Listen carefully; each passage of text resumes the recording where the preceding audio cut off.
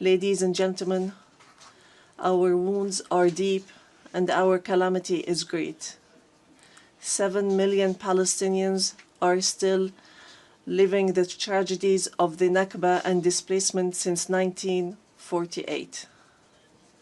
Our people in the West Bank, including East Jerusalem, and in the Gaza Strip, are still living the tragedies of the Israeli aggression and occupation for decades. Years that our people have spent under occupation, killing, arrests, and settlement, and the theft of money, property, and lands. And this still continues without any deterrent or accountability.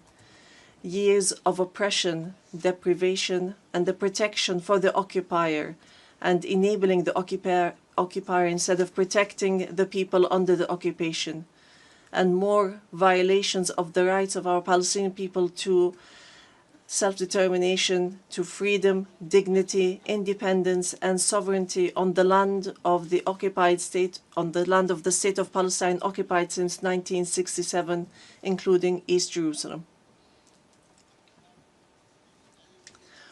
More than 1,000 resolutions at the United Nations. Not one of them was implemented. There have been many efforts, many international initiatives without reaching an end to this tragic situation that the Palestinian people are living under the yoke of occupation. In 1993, we signed the Oslo Accords, and we adhered to all its items, and we recognized the state of Israel. Israel, at the time, recognized the Palestine Liberation Organization as the sole legitimate representative of the Palestinian people. Based on that, we restructured our institutions, and we amended our national charter, and we rejected violence and terrorism, and we adopted a culture of peace.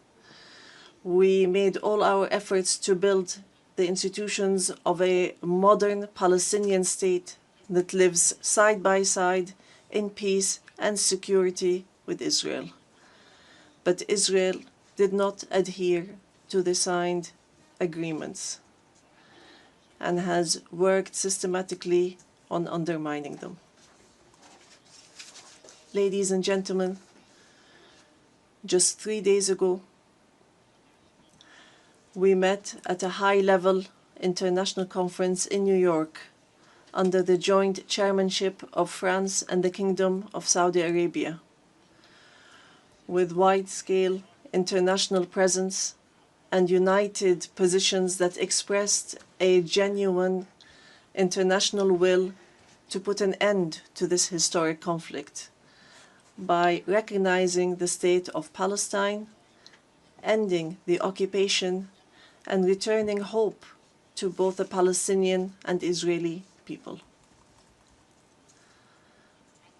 And here I would like to, on behalf of the Palestinian people, to express our gratitude and appreciation to all the states that recently recognized the state of Palestine and those that intend to recognize the state of Palestine soon. We urge all the states that have not done so yet to recognize the state of Palestine.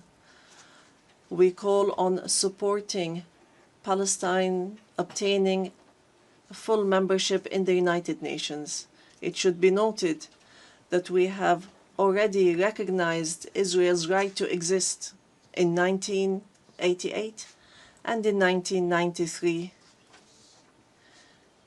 and we still recognize this right.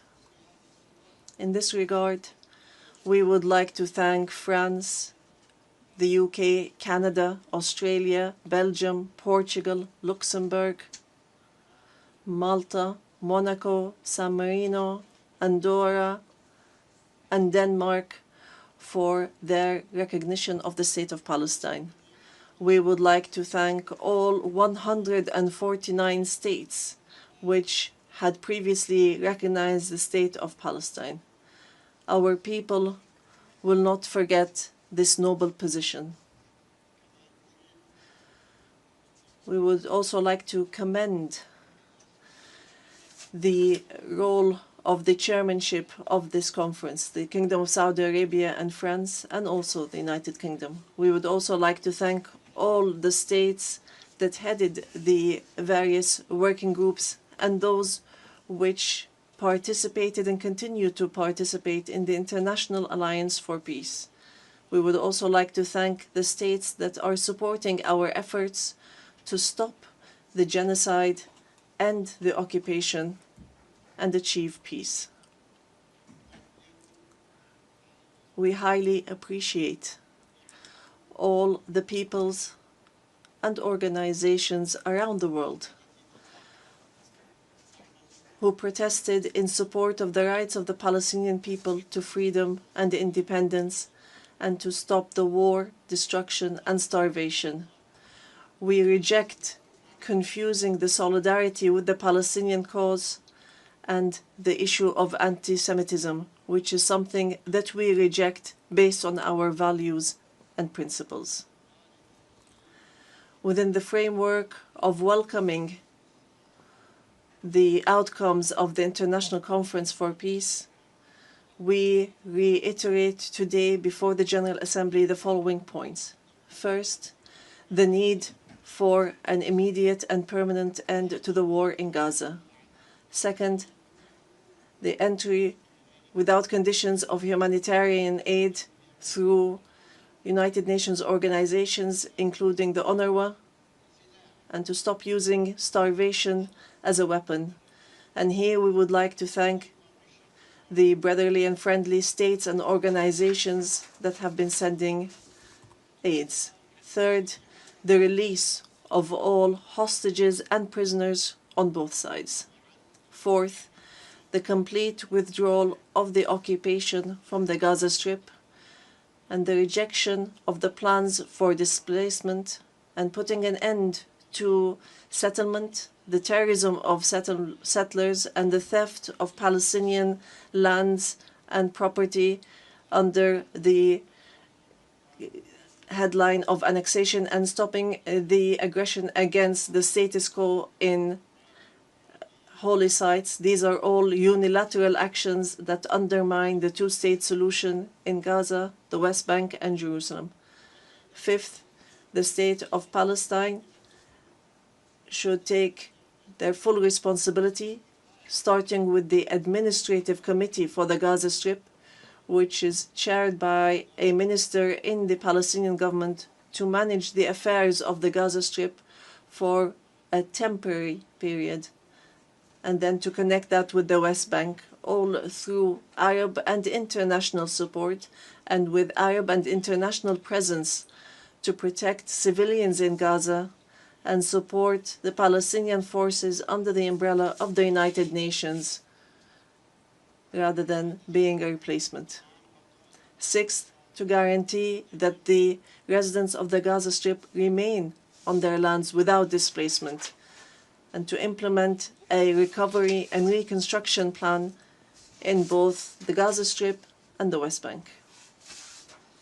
Seventh, releasing the Palestinian tax money that is being held by the State of Israel unjustly, and lifting the economic siege and the barriers from the Palestinian cities, villages, and refugee camps.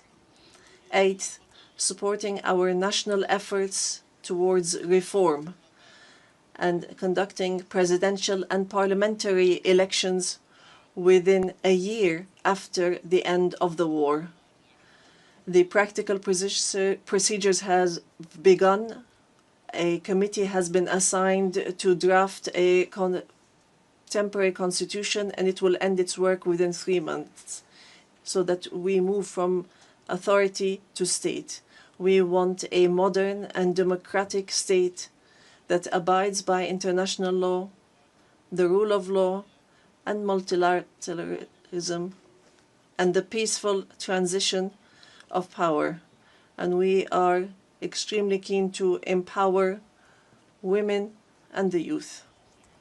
Ninth, we declare that we are ready to work with US President Donald Trump and with the Kingdom of Saudi Arabia and France, the United Nations and all partners to implement the peace plan that was approved in the conference that was held on the 22nd of September in a way that would lead towards a just peace and regional cooperation. Ladies and gentlemen, today we say clearly, peace cannot be achieved if justice is not achieved. And there can be no justice if Palestine is not freed.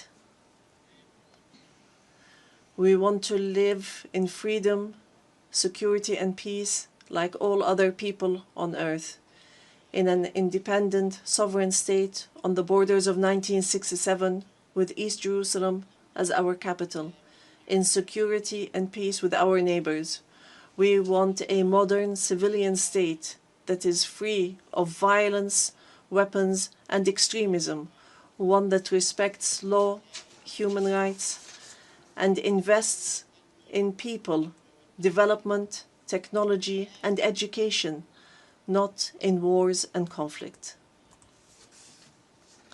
The time has come for the international community to do right by the Palestinian people so that they may obtain their legitimate rights to be rid of the occupation and to not remain a hostage to the temperament of Israeli politics, which denies our rights and continue in their injustice, oppression and aggression. We are continuing to move forward and we will continue our peaceful, legal and diplomatic fight to obtain our rights.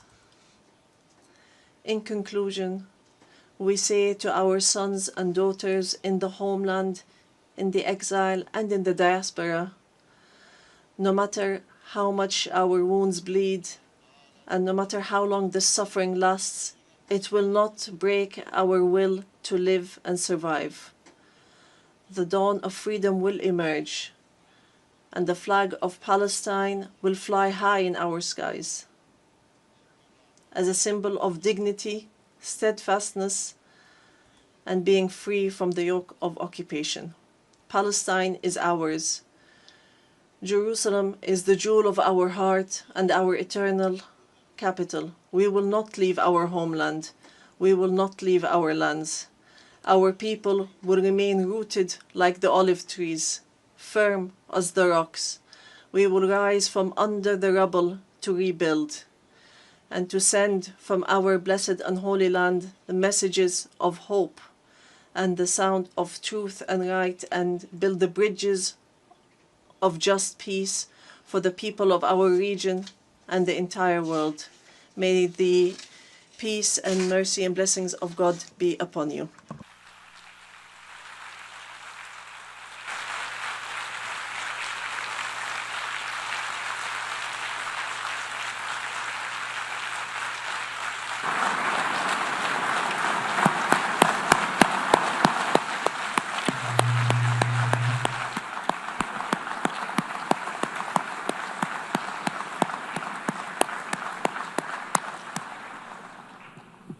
On behalf of the Assembly, I wish to thank His Excellency Mahmoud Abbas, President of the State of Palestine.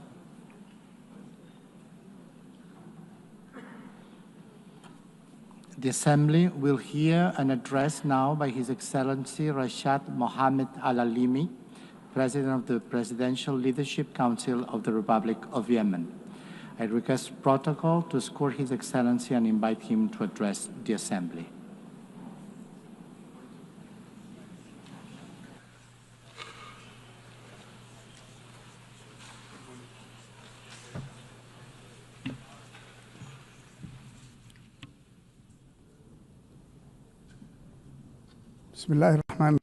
In the name of God, most gracious, most merciful. My statement today will be entitled, For Yemen, for the World. Your Majesties, Your Excellencies, Your Highnesses, Madam President of the General Assembly of the United Nations, Mr. Secretary General, ladies and gentlemen, distinguished delegates. I would first like to offer Madam Annalena Baerbock and her friendly country, the Federal Republic of Germany, I'd like to offer them our sincere congratulations on her election as President of the United Nations General Assembly. I wish her success in leading this session, which we attach great importance to as under the slogan, Better Together for Peace, Development and Human Rights. I would also like to commend the efforts of the Secretary General of the United Nations, Mr. Antonio Guterres. We look forward to working with these two leaders of the United Nations to champion peace and human rights in Yemen and to offer protection to the relief staff that have been kidnapped by the terrorist Houthi militias that are backed by the Iranian regime. I also take this opportunity to offer our sincere congratulations to our great Yemeni people who tonight are celebrating the anniversary of the overthrow of the racist Imamate regime 63 years ago and the birth of the republic that is based on the principles of liberty, justice, and abolishing differences and class discrimination and encouraging the participation of women and guaranteeing rights and liberties. Ladies and gentlemen, within this organization, which was built in the aftermath of a horrific war, humanity 8 decades ago pledged that no people would be left alone to face dictatorship or chaos or famine without the backing of the international community. You pledged, and we pledged along, that this organization will safeguard human dignity and the rights of peoples to live in dignity, security, development, and peace. And today, after all these years have passed, we pose to you the same fateful question from the Yemeni people, whether these values and principles continue to exist or not, or else what would it mean for our country to be left hostage to the Iranian regime's expansionist schemes and its militias that use hunger as a weapon, religion as a tool, and maritime passages as a means of blackmail? What does it mean for this country with an ancient history to become one of the most dangerous hotspots of terrorism, cross-border terrorism in the world?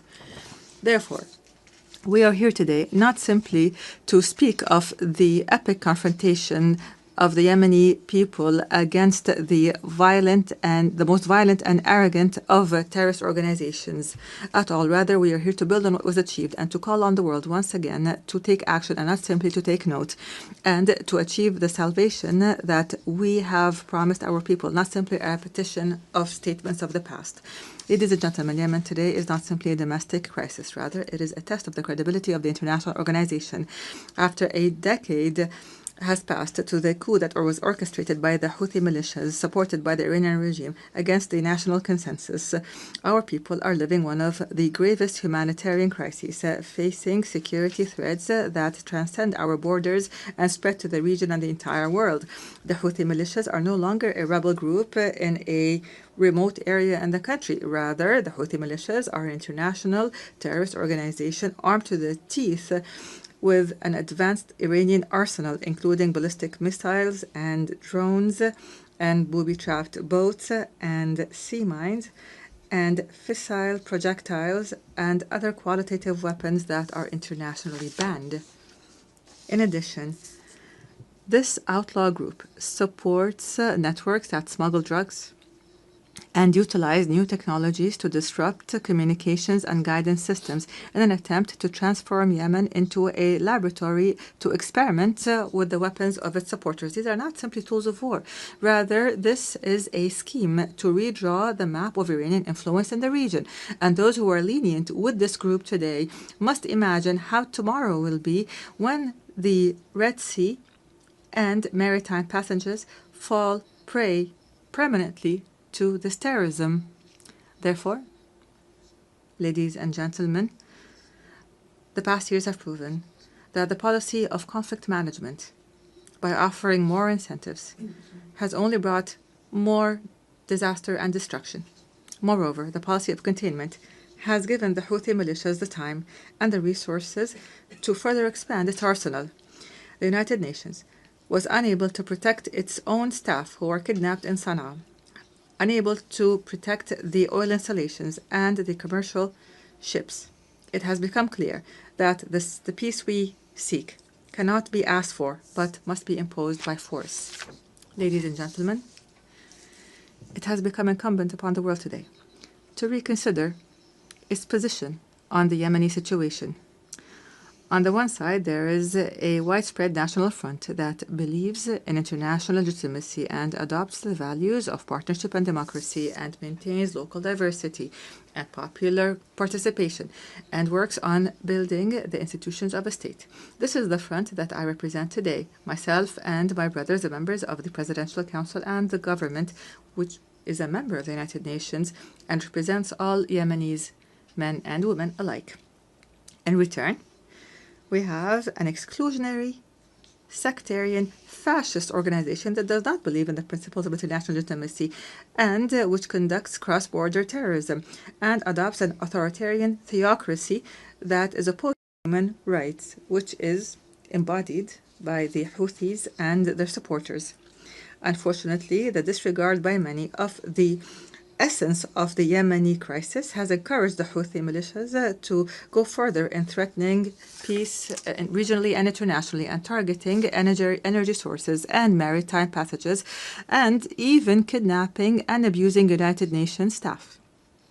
Ladies and gentlemen, I have spoken to you from this podium in the past. And at the time, I asserted that the government of the Republic of Yemen is always ready to embrace a comprehensive peace, even if that includes making painful concessions, as long as they come in the interest of the Yemeni people. However, and after our efforts to maintain peace have failed, it has become necessary to move collectively and firmly to impose peace. Therefore, I call on you today to form an effective international coalition to restore security and stability to Yemen, a coalition that would rebuild the institutions of the state and would liberate the country from the clutches of the militias and all forms of terrorist groups. Ladies and gentlemen, the United Nations General Assembly, in its 80th session, seems to be in dire need to prove to its members that international law is not simply a myth, and that the rules-based international order is not simply a selective call. Yemen and Gaza, in this context, are the moral testing ground of this important organization. They are the place where we can definitely confirm that the might of right is still able to confront the right of might. And here, the Palestinian cause lies in the heart of this issue as a wound that continues to bleed and the central cause of the Arab people, which is now also witnessing an important transformation, so the overwhelming recognition of an independent state. And here we would like to express our sincere gratitude to our brothers and sisters in the Kingdom of Saudi Arabia for their efforts, along with their French partners, to achieve these unprecedented political gains. We'd also like to confirm here our full support for the Palestinian Authority and the two-state solution in accordance with international legitimacy resolutions and the Arab Peace Initiative. And we call upon the rest of the member states to recognize Palestine and to support the rights of its people and their dignity. And at the same time, we reiterate our rejection of the use by outlaw militias of this just cause that has, as a trading card, which has only brought Palestine more isolation and destruction. Your Majesties, Excellencies, and Highnesses, in the midst of this suffering of the Yemeni people that has lasted for 11 years, our brethren have not left us alone, namely the Kingdom of Saudi Arabia, the United Arab Emirates, who have not only worked to protect the Yemeni state from collapse, but for the entire region from falling into the clutches of the Iranian scheme. They have presented a practical model of strategic partnership based on development. The world must adopt this model and not simply watch it. At the end of last week, our brothers in the Kingdom of Saudi Arabia once again announced additional economic aid to the country's budget and basic services at a time when the Yemeni government is facing extreme financial bottlenecks. And we hope that the international community would join this effort so that we could keep millions of Yemenis alive. Mr. President, ladies and gentlemen, the title of my statement today was For Yemen, for the World. We are not calling upon you today to simply work for Yemen, but for the entire world. Yemen must not be left to fall prey for blackmail and terrorism, because this would mean opening the door to more victims, and this would deliver a blow to the credibility of this organization and its principles. What we ask from you are not new statements, but international action, firm international action to support the legitimate government as a trusted partner on the ground. The time has come to launch an international coalition that will liberate Yemen from terrorism and rebuild its national state, and would guarantee the security and the security of the region and the world from the dangers of cross-border terrorism. And this is what we call for, to regain sovereignty in our country and put an end to the chapter of militias once and for all. I thank you, and peace and God's blessings be upon you.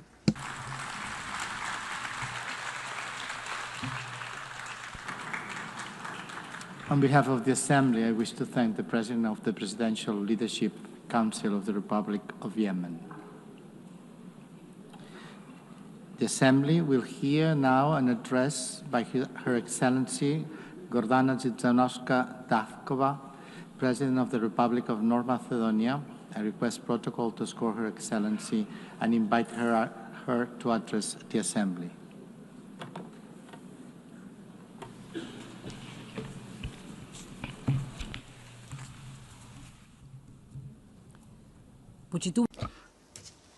Honorable Member President of the United Nations General Assembly, Annalena Baerbock, Distinguished Secretary General of the United Nations, Mr. Guterres, esteemed Excellencies, ladies and gentlemen.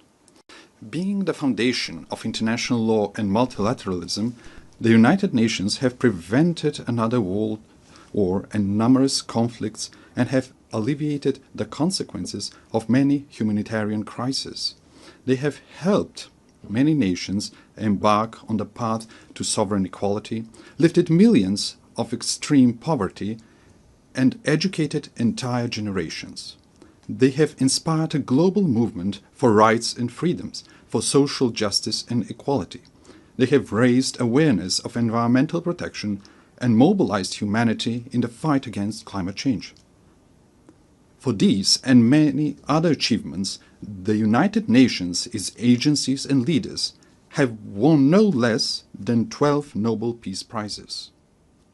Nevertheless, the United Nations today face a geopolitical and geoeconomic earthquake that is shaking the foundations of the post-World War II order. Today's crises stem from deep tectonic shifts, undermining the principles that shaped the world for the past 80 years. A new geopolitical era is emerging before our eyes. Instead of acting together on the urgent challenges such as peace and security, climate change and environmental destruction, artificial intelligence and growing inequalities, we seem to be heading towards a post-Hobbesian state of war of everyone against themselves. Instead of a single international order, parallel orders seem to be emerging, each with its own rules, values and interests, often directly against one another. Being paralyzed and isolated when most needed, I wonder if the United Nations is turning into the League of Nations. The signs are all around us. Instead of creating a sense of shared future, humanity is facing wars and loss of humanness. With international humanitarian law increasingly ignored, hunger is weaponized and humanitarian workers are targeted. Amid everyday violence, the world is oscillating between nihilistic pessimism and hedonistic escapism, between hopeless lamentation and heartless indifference, as in the first decades of the 20th century. The tremors of the international order have opened deep geopolitical fault lines. One of the most active is in Ukraine, where war has been raging for 3.5 years. Russia's aggression is a flagrant violation of the Charter of the United Nations and a direct threat to international peace and security. We also express our deep concern of the recent violations of the airspace of Poland, Romania and Estonia, every one of them a NATO member state. We supported the joint statement of September 12 and call for immediate de-escalation, full respect for international law, and use of preventive diplomacy to reduce tensions and preserve peace. Your Excellencies, the geopolitical fault line also runs through the Western Balkans region. The Macedonian accession process to the European Union has been continuously obstructed for 20 years, but not on the basis of objective Copenhagen criteria, but for subjective nationalistic reasons. The latest EU condition to start our negotiations is a new imposed amendment to the Constitution. The Constitution, lex superior and, in Rousseau's sense, a social contract between citizens, represents the most internal matter of any state. Our Constitution provides 4 initiators for amendments: the President of the Republic, the government, at least 30 members of parliament and 150,000 citizens. It is clear that neither our neighbors nor the European Union are authorized proposers of amendments. We emphasize that conditioning the start of negotiations to new constitutional amendments once again reopens issues of history, culture and language, questions we have been assured were settled by the Prespa agreement with Greece. We are constantly reminded that agreements must be respected. Pacta sunt servanda. We note that the Treaty of Friendship, Good Neighborliness and Cooperation with Bulgaria contains no provisions for constitutional amendments. Finally, through the constitutive acts, the EU defines itself as a unity of diversity and commits to respecting cultural and linguistic diversity, national and cultural identity, and dignity and integrity. How then is it possible that we are asked to discuss and negotiate with a neighbor about history, culture, and language? Time and again, we stress that we perceive ourselves as Europeans and deeply believe in the European project that brought peace and economic prosperity after the Second World War. The European ideal remains our greatest inspiration and strategic aspiration. As a country dedicated to good neighborly relations and regional cooperation, we do not seek disputes with our neighbors. What we desire is to be integrated in the Union, but without additional conditions and with national dignity preserved. We warn that after the war in Ukraine, the blocked European integration of the Western Balkans is not only a political, but also a security issue. With the political door closed for the Western Balkan countries and the door wide open for influences of third geopolitical centers of power, it is ironic that the Union calls for resilience towards them. Must we end up on the Security Council's agenda for the EU to unblock enlargement? If the European Union wants to be a geopolitical union, it must not leave the Western Balkans in a geopolitical vacuum.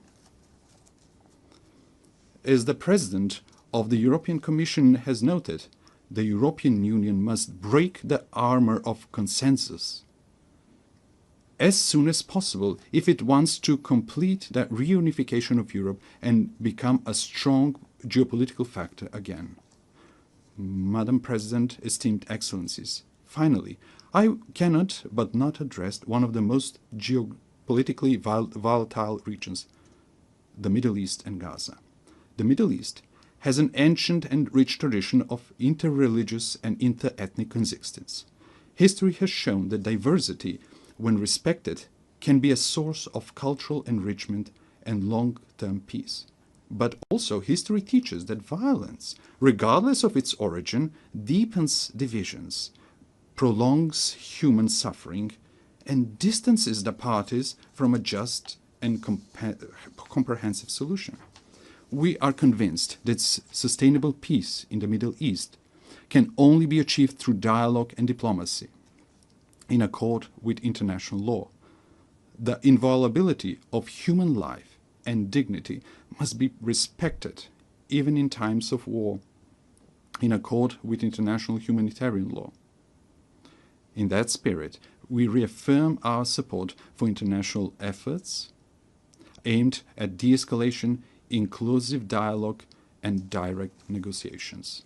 Esteemed Excellencies, these geopolitical fault lines and tensions point unequivocally to the following.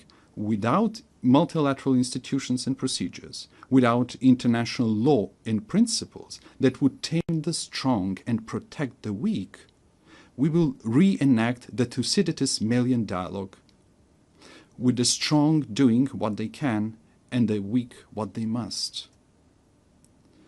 Consider how repeated violations of the United Nations Charter were tolerated, clearing the path for new ones. Remember the General Assembly resolutions left unenforced, the International Court of Justice's judgments disregarded and its opinions ignored, and the peace initiatives obstructed in the Security Council. Facing with the dysfunction of the current international order, some realists advise forgetting international treaties and conventions as a needless burden and seeking shelter in regional blocs and alliances. For them, the fastest and best way to resolve crisis is outside the United Nations without a Security Council mandate. However, departing from universal principles and mechanisms in favor of pragmatic opportunism and reaching for ad hoc measures pushes us towards an uncertain future of growing geopolitical and geoeconomic competition and even confrontation in the race for resources. Is that the harsh world we mean to leave to our posterity? The alternative is to try to revitalize multilateralism and make its institutions more resilient to these systemic shocks. Respected Madam President, respected attendees, young generations have the right to a renewed charter, to a reformed and strong United Nations that will enable them to live in peace among nations and peace with nature. These reforms must not be cosmetic, but profound, to enable greater inclusiveness, harmonization between values and mechanisms, optimization of national and global interests, and functional institutions. The UN reforms depend on whether they are seen as an opportunity to renew the rules-based international order or as a challenge to the privileges of some member states. Yet, what is the point of being a privileged member state of a dysfunctional, irrelevant, marginalized international organization? For effective United Nations, it is necessary for the Security Council to be reformed, to be more inclusive, accountable, and responsible for maintaining international peace and security. The General Assembly must evolve into a representative policy-making body rather than a debate club. The implementation of International Court of Justice judgments must become mandatory for all member states, ensuring the rule of international law. Reform is needed not only for all challenges, but also for new ones. Artificial intelligence brings enormous opportunities, but also incalculable risks for our civilization. It is not just a technological leap.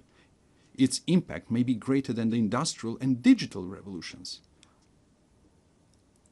Aware of this, my country and I support the proposal to make artificial intelligence a priority of the 80th session.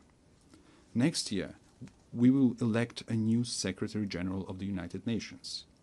We need a person with leadership skills, with rich diplomatic experience and ability to bring differences and build consensus, but also deeply humane and committed to the vulnerable.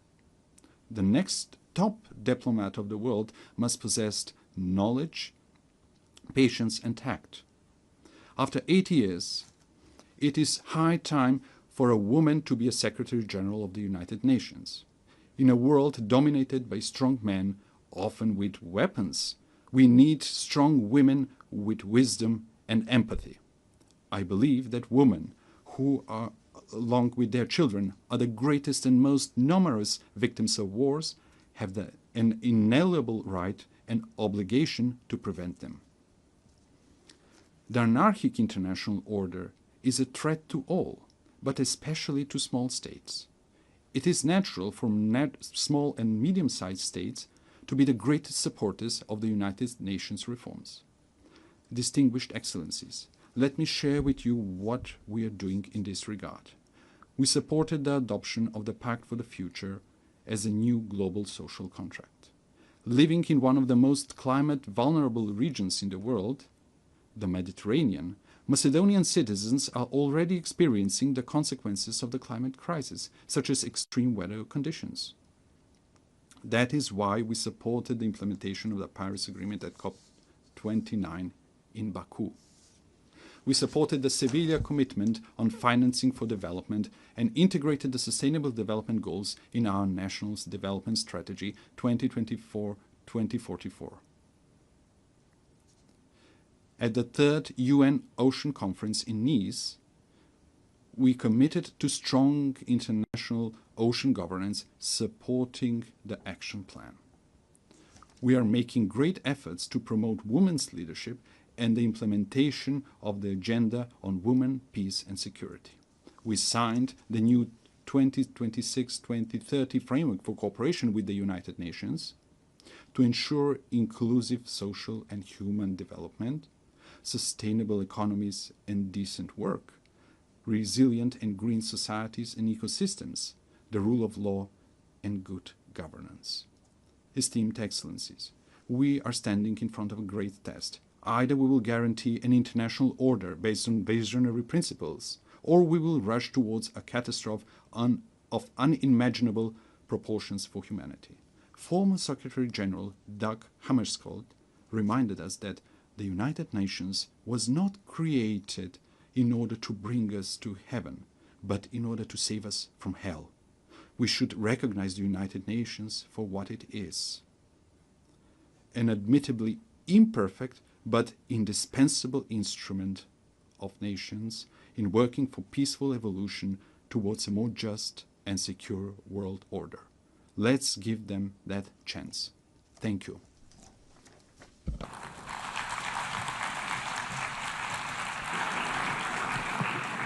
On behalf of the Assembly, I wish to thank the President of the Republic of Macedonia.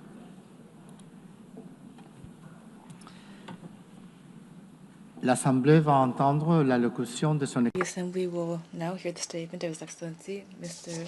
Anthony van Laurent Saint-Cyr, President of the Presidential Transition Council of the Republic of Haiti. I request protocol to accompany His Excellency, and I invite him to speak before the Assembly.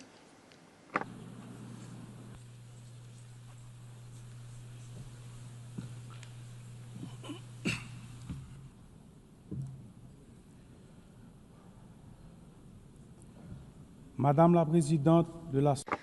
Madam President of the General Assembly, Secretary General, distinguished heads of state and government, distinguished heads of delegation, distinguished delegates, it's with a sense of gravity and a great deal of hope that I convey the voice of Haiti and the greetings of a dignified and resilient people which, despite hardships, is claiming for itself and for all of humanity 3 universal promises: development, respect for human dignity, and peace. Peace, which is now an absolute imperative for the Haitian people. On behalf of this people, Madam President, I would like to warmly congratulate you on your election as President of this Assembly. I also would like to thank Secretary General Antonio Guterres for his unwavering commitment to our organization and his constant and multifaceted support for the Republic of Haiti. Ladies and gentlemen, the theme of this session, Better Together, 80 Years and More for Peace, Development, and Human Rights, honors the outstanding work carried out over the past decades. It also recalls the importance of remaining unified and resilient in the face of the unprecedented crises threatening the future of the planet, as well as international peace and security. Today, hunger is threatening millions of lives. Armed conflicts are multiplying and extreme poverty is deepening, causing forced migrations that jeopardize international stability and that put the solidarity between nations to the test. In addition to these challenges, we also are dealing with climate change, a rise of terrorism, mass atrocities, transnational crime, the erosion of human rights, and disinformation. We cannot turn a blind eye to the urgent need to strengthen our healthcare systems, to ensure a just energy transition, and to promote gender equality and youth inclusion. These issues require us, the world leaders, to shoulder our responsibility to build a UN that is better adapted to the challenges of today and the hopes of tomorrow. We must ensure that all of our actions, including technological breakthroughs such as artificial intelligence, foster peace, development, and human dignity. Ladies and gentlemen, just a 4-hour plane ride from here, a human tragedy is unfolding, one of the most devastating of our hemisphere. Every day, innocent lives are extinguished by bullets, fire, fear. Entire neighborhoods are disappearing, forcing more than 1 million people into internal exile and annihilating memories, investment, and infrastructure. Thousands of children have been deprived of their fundamental right to education. Thousands of young people are condemned to despair. Hundreds of women and girls have been raped, and they will forever carry the scars of this violence in their bodies and souls. Almost half of the population is facing acute food insecurity. The healthcare system is collapsing. Hospitals are being vandalized, burned, or forced to shut down. Doctors are fleeing. Lives are being lost due to a lack of treatment. Even the treatment for persons living with HIV and tuberculosis is under threat. This is the face of Haiti today, a country at war, a modern-day Guernica, a human tragedy at the doorstep of America, only a 4-hour flight from here. It's important to say this. Haiti is experiencing war, a war between criminals that want to impose violence as their social order and a population, an unarmed population that is fighting for human dignity and freedom. The response must be firm and determined. Today, the international community must stand alongside Haiti and take large-scale measures, not half steps. A strong, coordinated, and immediate action is needed. Silence and inaction are not an option. We must act quickly to protect lives, to protect the innocence of children, to provide youth with a future, and to allow citizens to decide their own future at the voting booth. Every minute lost means human lives sacrificed and an erosion of democracy. Haiti wants peace. Haiti expects peace. Haiti has the right to peace. Yes, ladies and gentlemen, peace today is the most pressing need of the Haitian people. It is the raison d'etre behind our tireless battle, the battle between our security forces, led by our security forces and the multinational security support mission. Many policemen and soldiers have fallen in the war against criminal groups. We pay tribute to these heroes, Haitian and Kenyan, who have laid down their lives for their commitment to restoring peace and security in Haiti. Today, out of the 2,500 troops initially required and promised, there are only 1,000 members of the multinational mission on the ground. Their courage, combined with our own efforts, have not been sufficient to contain the security crisis. And yet we have increased by 40% the budget for our security forces. We've recruited new members. We have strengthened our troops and acquired more material and equipment. We must face the reality. Haiti is at the epicenter of an unprecedented regional threat. Powerful and heavily armed criminal networks are trying to destabilize our country and take over the economies of our entire common space. The new front lines of this battle are in our country, in Haiti. If we lose this battle on our soil, it will be futile to try to contain it in the rest of the region. That is why we must show the same determination, the same resolve, and the same unity that we showed in the fight against terrorism. Haiti could never overcome this challenge single-handedly. Today, it is crucial to mobilize a strong force with a clear mandate and with adequate material, logistical, and financial resources. In this regard, the lessons of the MMS and recommendations of Haitian experts must be taken into account. We also need heightened international cooperation based on intelligence sharing and on rigorous border control to curb the flow of arms, ammunition, drugs, and financing toward these gangs. Peace cannot be restored unless our regional partners take concrete measures to ensure their territories do not serve as a starting point or a transit hub for this kind of trafficking. Approaches that failed yesterday will not save Haiti today. It is critical to listen to the voice of the Haitian people, to try new solutions that are stronger and more adapted to the realities on the ground. In this regard, we fully support the efforts made to transform the multinational security support mission. We also call for solidarity from the entire international community, especially for the commitment of members of the Security Council for a vote in favor of the resolution establishing a gang suppression force. That is why I would like to express on behalf of the Haitian people my profound gratitude to the United States and to Panama for this initiative, the implementation of which will mark a turning point in our fight against insecurity, which is suffocating our nation. I thank the administration of President Trump for the efforts made to provide support and resources in our common fight against the gangs, these enemies that are threatening both Haiti and the entire region. Today, the complexity of the Haitian crisis cannot serve as a pretext for endless talk, for drawn-out negotiations, or for stalemates caused by geopolitical considerations. Every day that we hesitate, criminal groups benefit. We urgently need to be proactive, to transcend divisions, to act together, to promote the values that bring us together, peace and human dignity. Haiti would welcome the holding of a high-level meeting to overcome obstacles and to make tangible progress. In this regard, we welcome the countries of the region and thank them for their constant support, especially through declarations in various regional organizations, including the Organization of American States and CARICOM.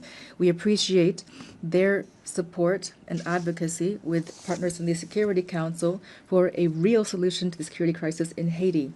We also pay tribute to all of those states which during previous crises stood by our side and express the hope to be able to count once again on their commitment. Together, we can and we must resolve this crisis which has lasted for too long already. 12 million women, men, and children are expecting this of us. Ladies and gentlemen, the Presidential Transition Council was born of a political consensus that stemmed from intense negotiations between the nation's political parties. This council, establishment which was supported by various international partners and facilitated by leaders of CARICOM, has a clear agenda which centers on holding free and credible elections. I repeat, free and credible elections. Despite the many challenges caused by the security crisis, the electoral process, for which the PTC and the government have shown real political will, has made real headway.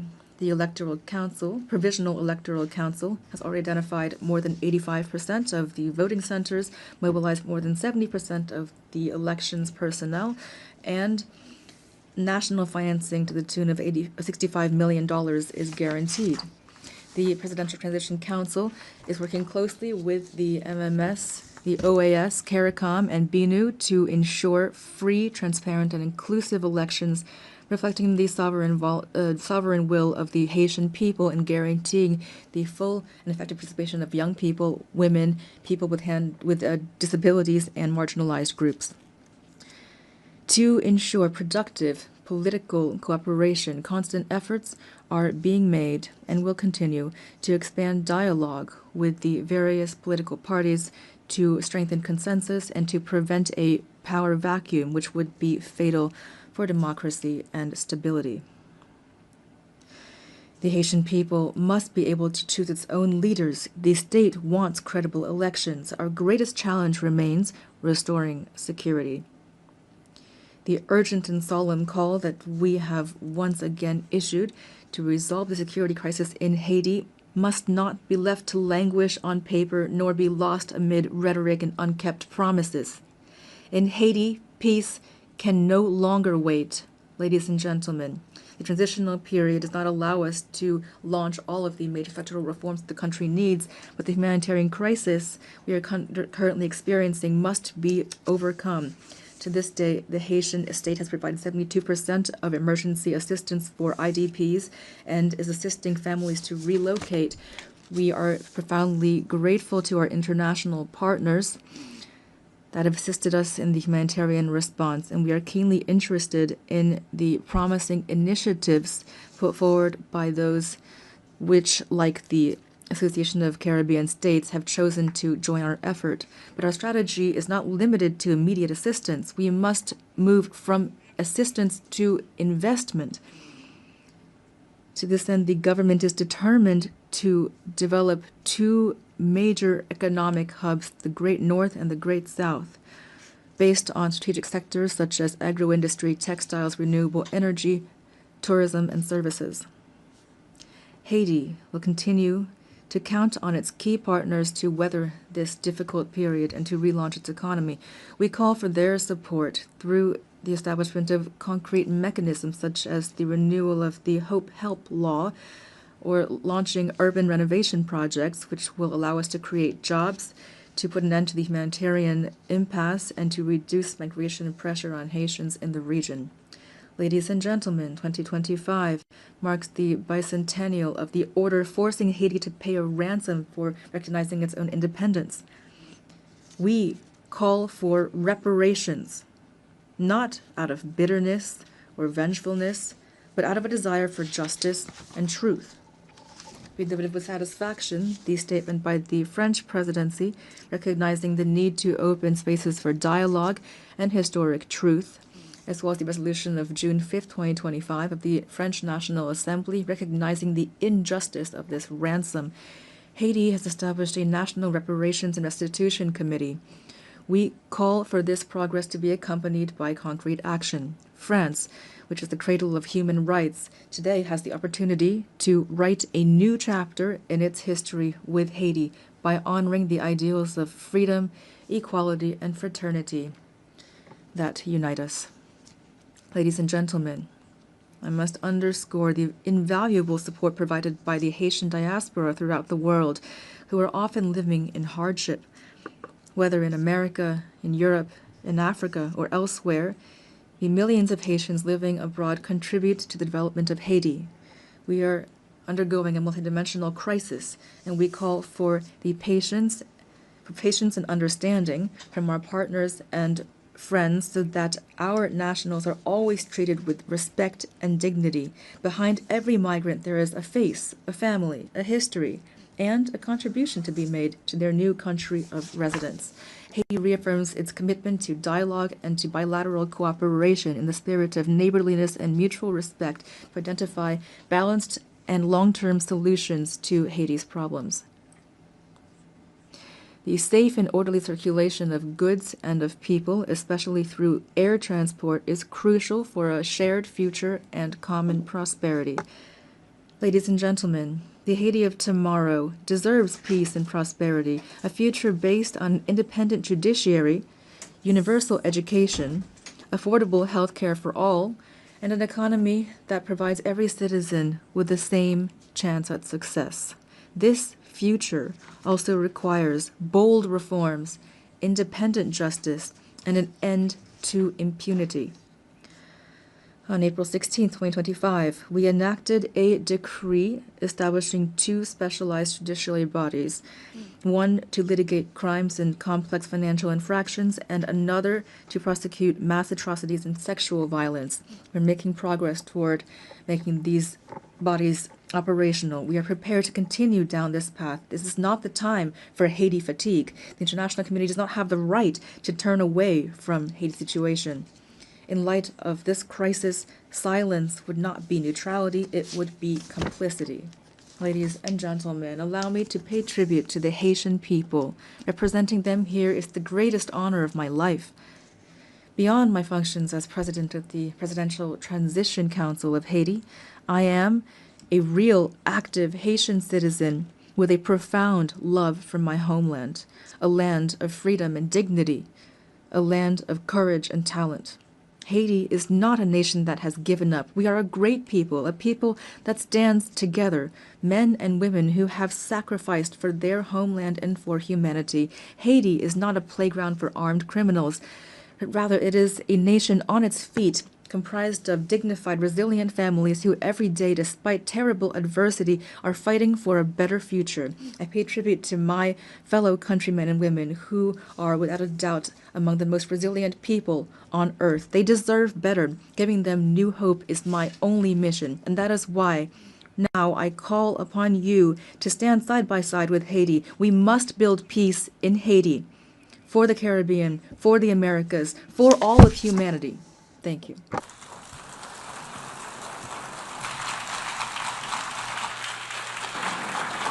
Au nom de l'Assemblée générale, je tiens On behalf of the General Assembly, I wish to thank the President of the Presidential Council of the Transition of the Republic of Haiti. an address by His Excellency Mikheil Kavelashvili, President of Georgia. I request protocol to score His Excellency and invite him to address the Assembly. You can see it here. Yeah.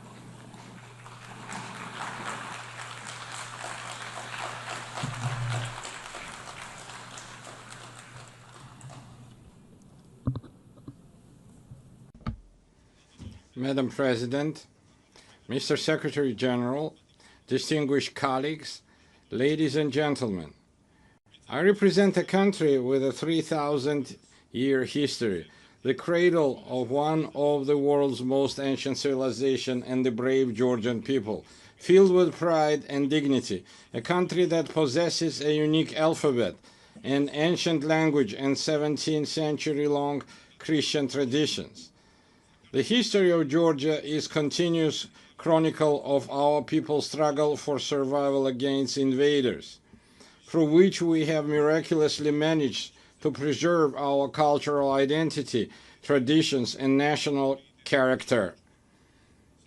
Despite centuries of continuous warfare with invaders, the cultural environment in Georgia has always been distinguished by exceptional humanism, tolerance, and compassion for others.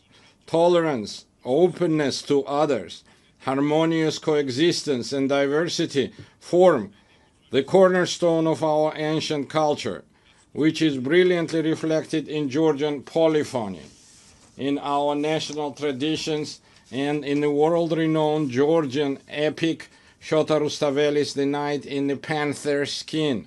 Georgia is a place where, throughout history, no human has ever been oppressed or persecuted on ethnic or religious grounds. Quite the opposite. We have always been known for our profound sense of justice.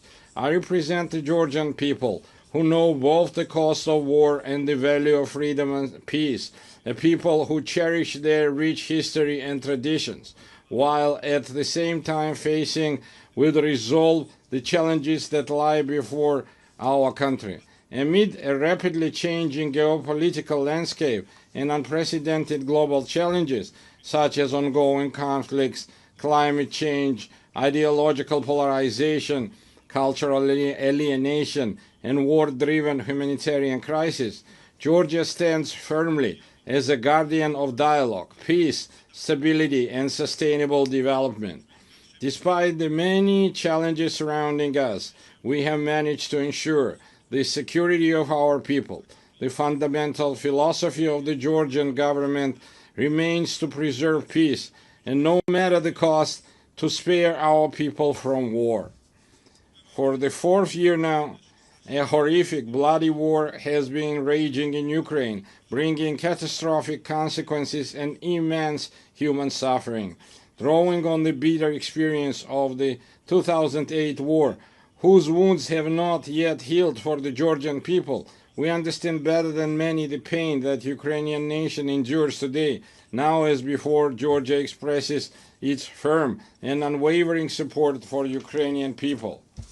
As we deeply understand the importance of peace, Georgia contributes to the transformation of the South Caucasus and strives to turn it from a zone of conflicts into a space of dialogue among civilizations and economic prosperity.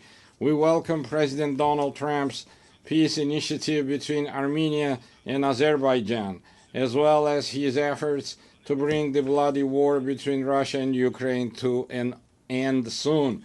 Georgia has always supported and actively strived to establish sustainable and long-term peace in the South Caucasus, as well as to deepen trust and cooperation amongst its neighbors. For centuries, our country has been a crossroads of civilization and a space for dialogue among diverse cultures. Today, Georgia is reclaiming its historical role.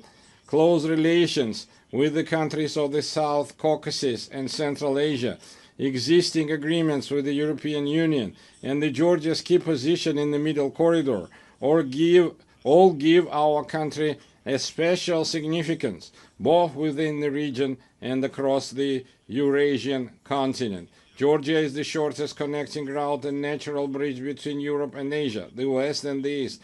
Thanks to our geographical location and pragmatic foreign policy, Georgia is emerging as a multidimensional and multifunctional regional hub, both in terms of trade and energy transit. Georgia makes a significant contribution to the development of the Middle Corridor strategic route and does everything to ensure that the corridor becomes the fastest, most reliable, and most stable connecting route between East and West. We are actively working with international investors, developing infrastructure and facilitating the creation of new energy transit routes, all of which ultimately enhance the connectivity between Asian and European markets. Within the framework of the Middle Corridor and its development, Georgia has launched strategically significant projects aimed at increasing the volume and intensity of rail, sea, and air transportation. Among them, the railway modernization project has already been completed, while work is actively underway on the deep sea port in Anaklia, the new international airport in Tbilisi, and the Black Sea submarine cable projects. These projects, on one hand, provide landlocked countries in Central Asia and the South Caucasus with maritime connectivity to the rest of the world. On the other hand, the projects are implementing help diversity energy routes. We are implementing help diversity energy routes, thereby significantly enhancing the energy security of Europe and South Caucasus. To promote the development of the Middle Corridor and enhance connectivity between the two largest markets, Asia and Europe, Georgia has been hosting the Tbilisi Silk Road Forum for 8 years. It is an international platform for dialogue and new opportunities, attended up to 2,000 delegates from 60 countries. Our goal is to develop constructive relations based on mutual respect and shared benefits with major economies such as the United States, China, European Union, and others. We are open to any dialogue and cooperation, but at the same time, we demand respect and fair and dignified approach. What the Georgian people will never accept is being spoken to in the language of ultimatums, blackmail, or intimidation. Georgia is a faithful adherent to the fundamental principles of values of the United Nations and a dignified, responsible member of the international community, as evidenced by the considerable efforts by the current government of Georgia to improve the protection of human rights. It is precisely thanks to the pragmatic and rational policies of the government of Georgia that we have maintained peace and economic growth. significantly improving the quality of life of our citizens. Despite numerous challenges in recent years, Georgia has demonstrated remarkable resilience to external shocks. The positive trajectory of Georgia's development is reflected in and confirmed by the international rankings and indicators of the world's most reputable organizations. Despite 20% of Georgia's territory remaining under occupation, we continue to pursue development and progress with great energy and determination. We are entrusted with the mission that our children may live in a stronger, dignified Georgia and peaceful world. And now I want to address our Abkhaz and Ossetian brothers and sisters on the other side of the occupation line. For centuries, we have written Georgia's history together, a history filled with the heroism of our ancestors through our shared struggle for survival of our nation and the love for our motherland. We have never been a large empire imposing its rules on the others. We have always been a country proud of its diversity. Georgia is a place where civilizations have met, blended and balanced each other for centuries. Our culture is the very product of this complex and enduring synthesis. My Abkhaz and Ossetian brothers and sisters, our cultural code has not changed. For us, diversity is not a problem. It remains an essential formula for our existence, which is why we always meet our compatriots from the other side of the occupation line with open hearts and outstretched hands. It's our duty through joint efforts to overcome artificially created obstacles, rebuild broken bridges, and leave past grievances to history. As a people of exceptional patience and resilience, I believe that one day we will, together with our children, we will live with our children in a united, happy, and developed Georgia, where nothing will stand in the way of our harmonious coexistence. Herewith, I would like to express my gratitude to the international community for its unwavering support of Georgia's sovereignty and territorial integrity. Georgia, like the entire world, is going through a pivotal moment in modern history. We live in a transitional era where the future of the international order remains uncertain. The United Nations must ensure our planet's transition to a peaceful, stable, and fair, multipolar international order. Georgia is responsible, as a responsible member of international community, is ready to support the United Nations in becoming the inevitable alternative to war and the principal guarantor of peace. I would like to reiterate that we are prepared and open, taking into account our national interests, to engage in dialogue with all parties on issues of global and regional significance. The current reality requires us to face difficult issues and initiate an open, pragmatic, and result-oriented dialogue. I believe that only in this way we can overcome common global challenges and unlock new opportunities for the benefit of our countries, peoples, and future generations. Thank you very much for your attention. May God bless humanity. On behalf of the Assembly, I wish to thank the President of Georgia. La Asamblea escuchará.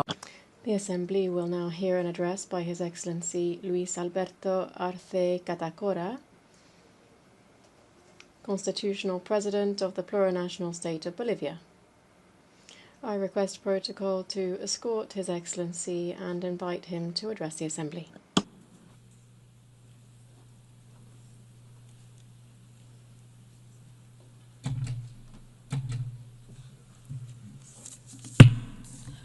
Muy buenos días. A very good morning to all of you. Allow me to express brotherly greetings to the President of the General Assembly of the United Nations, Annalena Baerbock, and through her to the entire Assembly.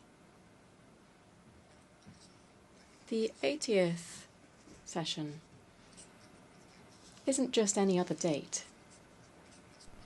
It is a space for a historic time which invites us to stop and to look back to remember why this organization was born and why it has seen the results that humanity was waiting for after the 2 world wars, in which the fight for wealth and areas of influence left in its wake millions of dead, displaced and wounded. We are living with a wound that we're trying to overlook. Over 8 decades, in the concert of nations, we have seen the development of narratives that, using the skill of the great powers with long-standing experience in international community, have camouflaged deep wounds and the devastating memories of humanity. They've done so using smart normative texts that pretend to be the duty of the United Nations through audiovisuals and others that are not very effective in facing flagrant problems such as neocolonialism in all of its expressions, territorial occupation, economic, political and cultural interference, racism, discrimination, the arms race and violence which is implicit in all of this, without taking into account other aspects such as hunger, climate change, the food crisis, and the increasingly frequent economic crises. The effects of these realities are clear to all: confrontations and discourse that promotes hatred and division between kindred states, inequality, exclusion, poverty, and inequality and injustice, still produced within institutions that were created to protect the rights of the weakest. And we're not even talking about economic, social, and the cultural rights of people, and even more if you look at the rights of indigenous peoples. A sincere assessment leads us to confirm that in 80 years, we have not met the expected results. Consequently, we are not in a good position. The world remains divided and confronted against itself more than 80 years ago. Today in the world, there is greater inequality in the distribution of wealth than there was 80 years ago. The poverty figures, inequality and injustice, rather than being curbed, is on the increase. The risk that any remaining peace should disappear and the Third World War would overtake the entire planet is very close if we don't react in time. The danger here is that the unstoppable force of capitalism with the misuse of artificial intelligence would increase the climate change, would liquidate the planet, and would convert the immense majority of the population into unnecessary beings, is also something that we can't completely rule out. We're not in a good place. The UN was established on the basis of the foundations of the skeletons of the Holocaust and the not only physical but also moral ruins left by the fascist racism and also increasing neocolonialism with the use of 2 atomic bombs. One of the goals that gave rise to the United Nations was to not repeat the barbarity of war. Today we hear the echoes of the drums of war on all continents. We see the practice of genocide on the sole decision of 2 countries. We deny the right to be free and sovereign to a people. Sophisticated weapons are used against a sovereign country, and increasing militarization is being promoted within a region with double standards in combating the war on drugs. And at the same time, we maintain a criminal blockade against its people and the state for the sole crime of having claimed its own independence more than 6 decades ago. Wars are not the same as we had 80 years ago. Wars now are multidimensional. They use economic, financial, media, information, cyber warfare, without even taking into account military warfare, which now encompasses biological warfare, war from space, and other technologies that continue to be developed with impunity on the basis of technology of war.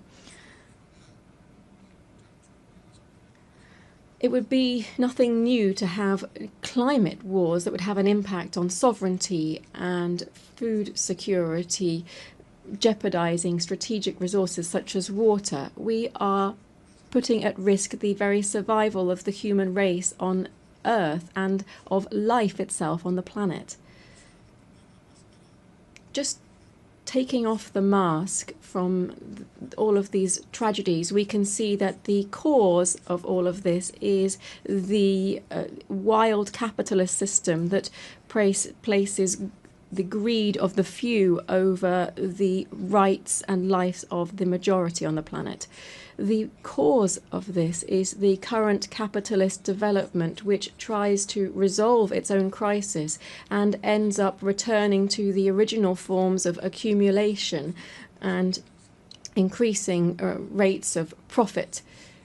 Capitalism and its imperialist face is once again using the deployment of violence, plundering natural resources from sovereign states, and with bloodletting to lead to the political and economic power and take that away from another.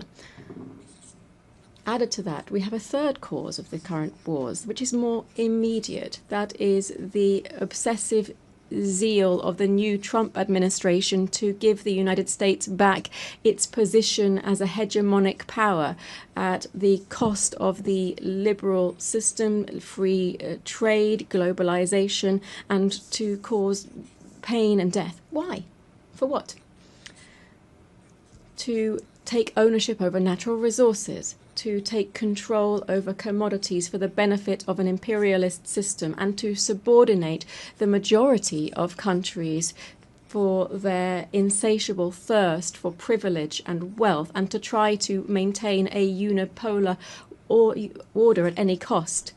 The recent publication of the US Strategic Defense Policy sets out a deployment of its troops around the world to in its areas of influence, Canada, Central and South America, among others. The recent history with our neighbours has made us realise that this is nothing else but a new way of implementing Monroeism, which was a doctrine which said that America is for the North Americans, generating conditions for a new era of neocolonialism. Madam President, distinguished heads of state and government, from the indigenous of Latin America and the Caribbean, we can say that we are a zone of peace, and we did so at the second summit of CELAC in Havana in 2014. The nations in our region are complying with this mandate that we set ourselves, still bearing in mind our political and ideological differences on various topics and with regard to border and territorial occupation-based disputes that remain ongoing. We can say, when we invert the equation of the Pentagon, that it is peace rather than war that guides our international relations. In hearing this declaration statement in 2022 in this same place, I came to appeal to the United Nations for a General Assembly to declare to the world that it would be an entire territory of peace. And 11 years have passed since that historic declaration of CELAC, and 3 years since I made that statement in this assembly. Not only have we not declared the world as a zone of peace, rather we are facing the harsh reality of seeing how death is becoming increasingly normalized in international relations. We also feel the threat of fascism in all of its variants to try to exploit and dominate peoples at the current time.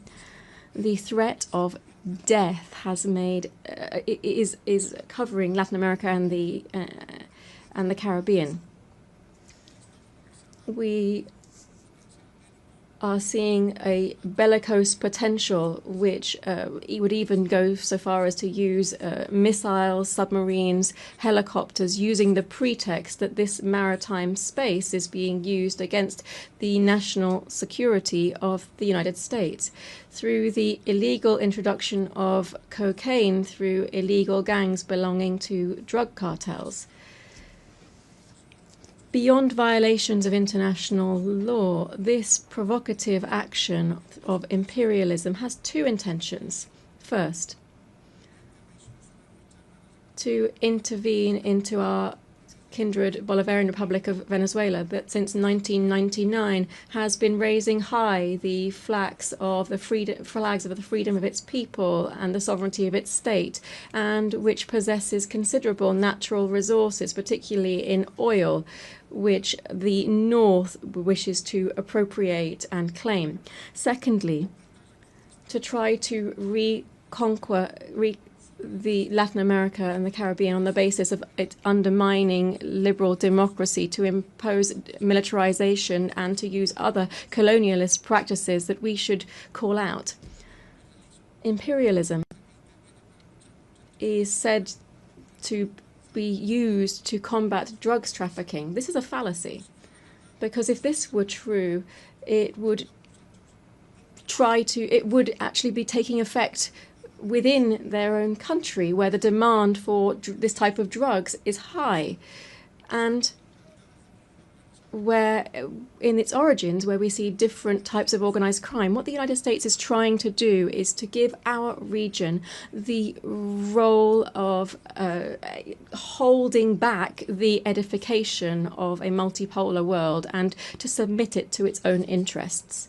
Added to these military actions, the images of which have been seen around the world, we see other types of devastating actions, such as those aimed at strengthening the economic blockade against Cuba.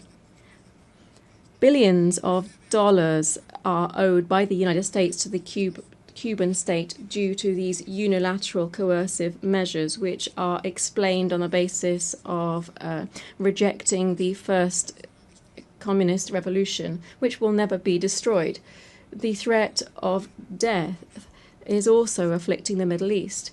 In the Middle East, the pain of millions of families and the death of hundreds of thousands of Palestinians finds no consolation. All of this history tells us, has the unconditional support of the United States, which wants to speed up the displacement of the Palestinian people as quickly as possible.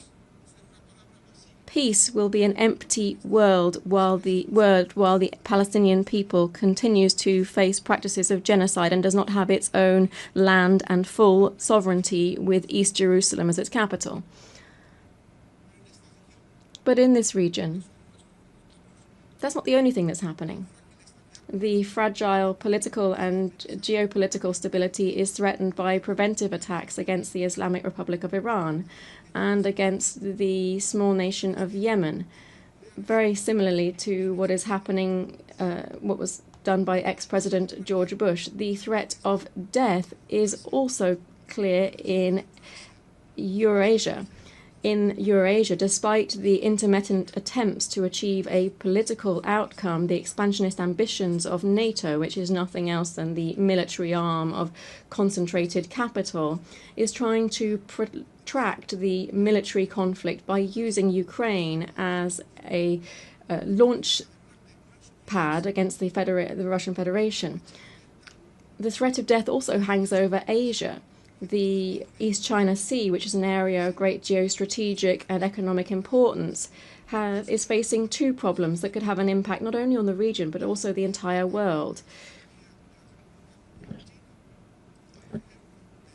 The overcoming of the sovereignty of Taiwan by the People's Republic of China is another example of explicit neocolonialism that is encouraged by the United States, as well as the dispute on the Senkaku Islands, the sovereignty of which is disputed between Japan, Taiwan, and China. It appears that these islands are home to important hydrocarbon resources. Furthermore, the constant tension between North Korea and South Korea could not only become a problem that affects these two countries, but also the entire security of the world. Heads of state and government, I've been referring to this entire world to say that in this new imperialist intervention, we should call it what it is, neocolonialism. And what should we do? I'm asking this because it's led to one of the most outstanding strategies of the fight for the emancipation of labor over capital. This is also the fight of life over death. I wish to propose that we firstly establish a commission for reparations following slavery, apartheid, genocide, and colonialism in the countries of the global south.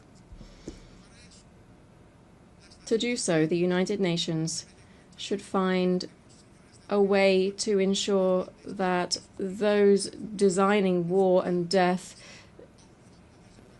pay their billions of dollars rather into a reparations fund.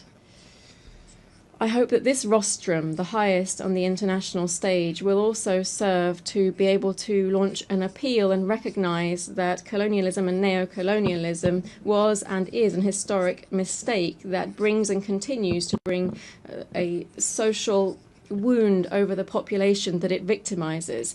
It also does this with indigenous societies that it affects in particular. Today, on behalf of the construction of a fair future, we have to condemn the devastating impact of colonialism in the past and the present. I appeal to the heads of state of CELAC and the African Union to join forces and to oppose the adverse consequences of colonialism. This commission that I've mentioned should set up effective mechanisms to restore historic justice in the following spheres: reparations, land rights, recovery of the environment destroyed through the action of the colonizers and transnational corporations, apologies for the colonial past through the restitution of cultural goods of the indigenous peoples that were taken by the colonizers during the period of expansion and genocide, the prevention of neocolonial practices, programs for the development of indigenous peoples and the preservation of their culture and identity. We should also provide compensation to people who have resisted the military occupation of their territories and those that are suffering under unilateral sanctions and economic blockades. Secondly, we should convert the UN General Assembly into a body with binding power so that it can be an effective voice for all peoples and not a space where we simply realize the will of the most powerful. We need this forum to be an ethical nucleus, a political heart, and the living spirit of a new era guided by the culture of life. We need the resolutions adopted within the UN General Assembly to not be vetoed by any superpower and to be truly complied with. This means ensuring that multilateralism is truly valid and not just a formality. We should declare the world as a zone of peace and promote demilitarization as far as possible. The immense majority of the population in the world refuses to accept that the revitalization or overcoming the cyclical crises of capital should be done on the basis of investment in billions of dollars to manufacture all types of conventional and unconventional weapons. Just 1/3 of military expenditure would give us better and greater education, health and housing guaranteed for everyone. The UN has to become a pact for peace and for life as the shared destiny of everyone who believes in living together. 4, we need to undertake a profound reform of the Security Council that would prevent one of 2 countries holding up global stability. We need to ensure this reform and ensure the reform that the countries of the Global South have been insisting on for several years. Democratizing the Security Council would be giving effect to the principle of the legal equality of states and democratizing the future. It would be to ensure that the voices of Africa, Latin America and the Caribbean, Asia and the historically marginalized peoples would also count. 5, we should move towards the Universal Declaration of the Rights of Mother Earth. Bolivia, together with the Amazonian peoples, speaks up to recall the urgent need for international cooperation to strengthen the conservation of the Amazon. We should do so through strengthening the sovereignty of Amazonian countries over this strategic biome for the world. Defending the Amazon means defending life. 6, we must reject all forms of commercial war and work to reduce economic and social divides between the countries of central capitalism and the countries on the periphery. Trade wars not only affect companies, but also the immense world of work. It also lessens to alarming levels the possibility for lower classes to access acceptable food. The hegemonic and capitalist interests don't have any right to overtake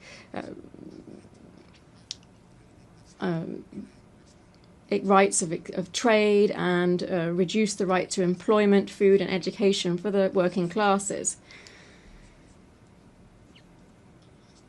Dear guests here at the 80th session of the UN General Assembly, I'm very grateful that on this occasion of the 80th anniversary of the establishment of the United Nations, having listened to the analysis and the outlook of the plurinational state of Bolivia over critical problems facing us today, and as we look ahead to working together for peace, development and collective human rights, the Bolivian people, to whom we have guaranteed a democratic transit as that we have not seen in 28 years in our country, is looking forward to seeing the changes that we must see within the United Nations in order to guarantee global peace. Thank you very much. Gracias. On behalf of the Assembly, I wish to thank the Constitutional President of the Plurinational State of Bolivia.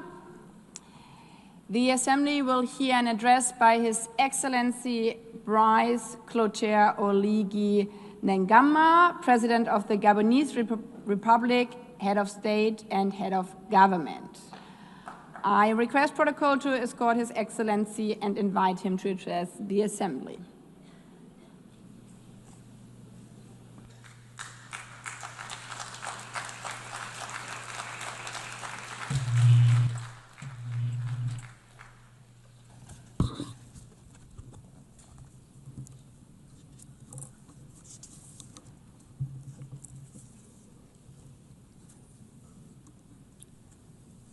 Madame la Présidente. Madam President of the General Assembly, distinguished heads of state and government, distinguished Secretary General of the United Nations, distinguished delegates, ladies and gentlemen, at the outset, I would like to most warmly and sincerely congratulate Her Excellency Annalena Baerbock on her election as President of this 80th session of the General Assembly of the United Nations. Madam President, your experience, I am sure, will allow you to effectively carry out the missions of your august post. Rest assured of the full cooperation of my country. To His Excellency Philemon Yang, your predecessor, I paid tribute to the outstanding work carried out during his term. And lastly, I would like to once again commend His Excellency Antonio Guterres, Secretary General of our organization, for all of the efforts that he has constantly made since he took up his office. Gabon, my country, is keenly interested in the UN-80 initiative, which aims at ensuring operational efficiency in the face of global challenges, as well as to optimize mandates within the UN system. Madam President, 1 year ago, before this prestigious assembly, as the President of the Transition of the Republic of Gabon, I presented the political process begun in my country after the liberation coup which took place on August 30th, 2023. After the presidential election of April 12th, 2025, for which the process and outcomes were unanimously endorsed by the international community, this transition culminated with my inauguration on May 3rd, 2025, as the first elected president of the Gabonese Republic, thus establishing the foundations of democratic order.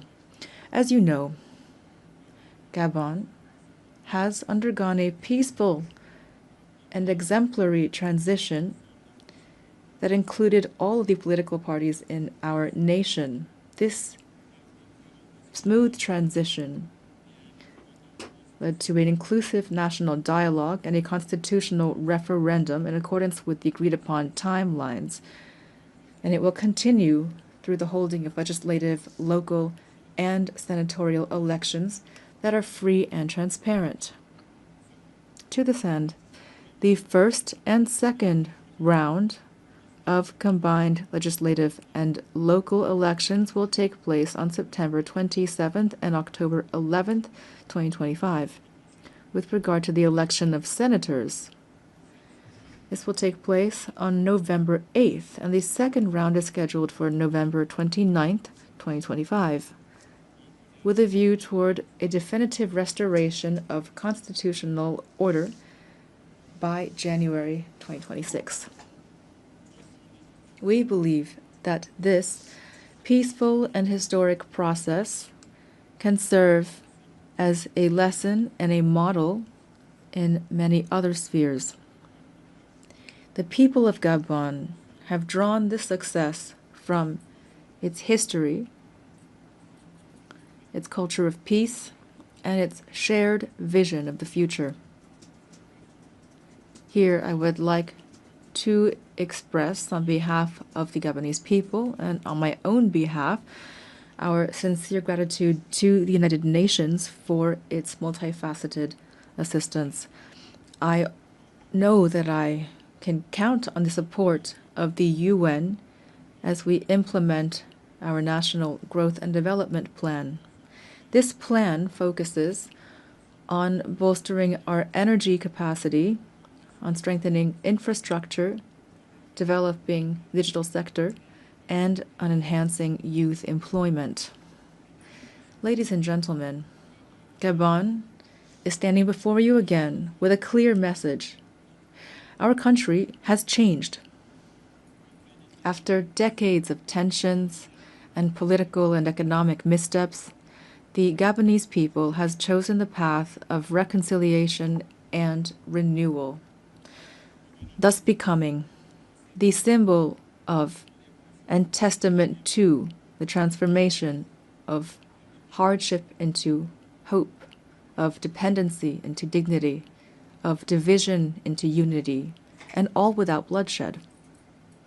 Today, Gabon is no longer a country in limbo. It has returned to stand alongside other states, upright, dignified, and ready to take up its rightful place in the community of nations. The new Gabon, the exemplary Gabon that my compatriots are calling for, also means that the state in Gabon must serve its people from now on.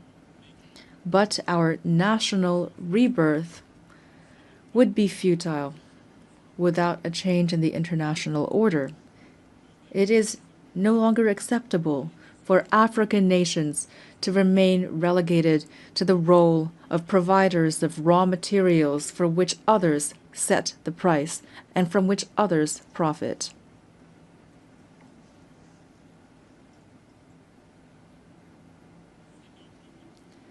Therefore, I would like to invite public and private investors to support us through win-win partnerships.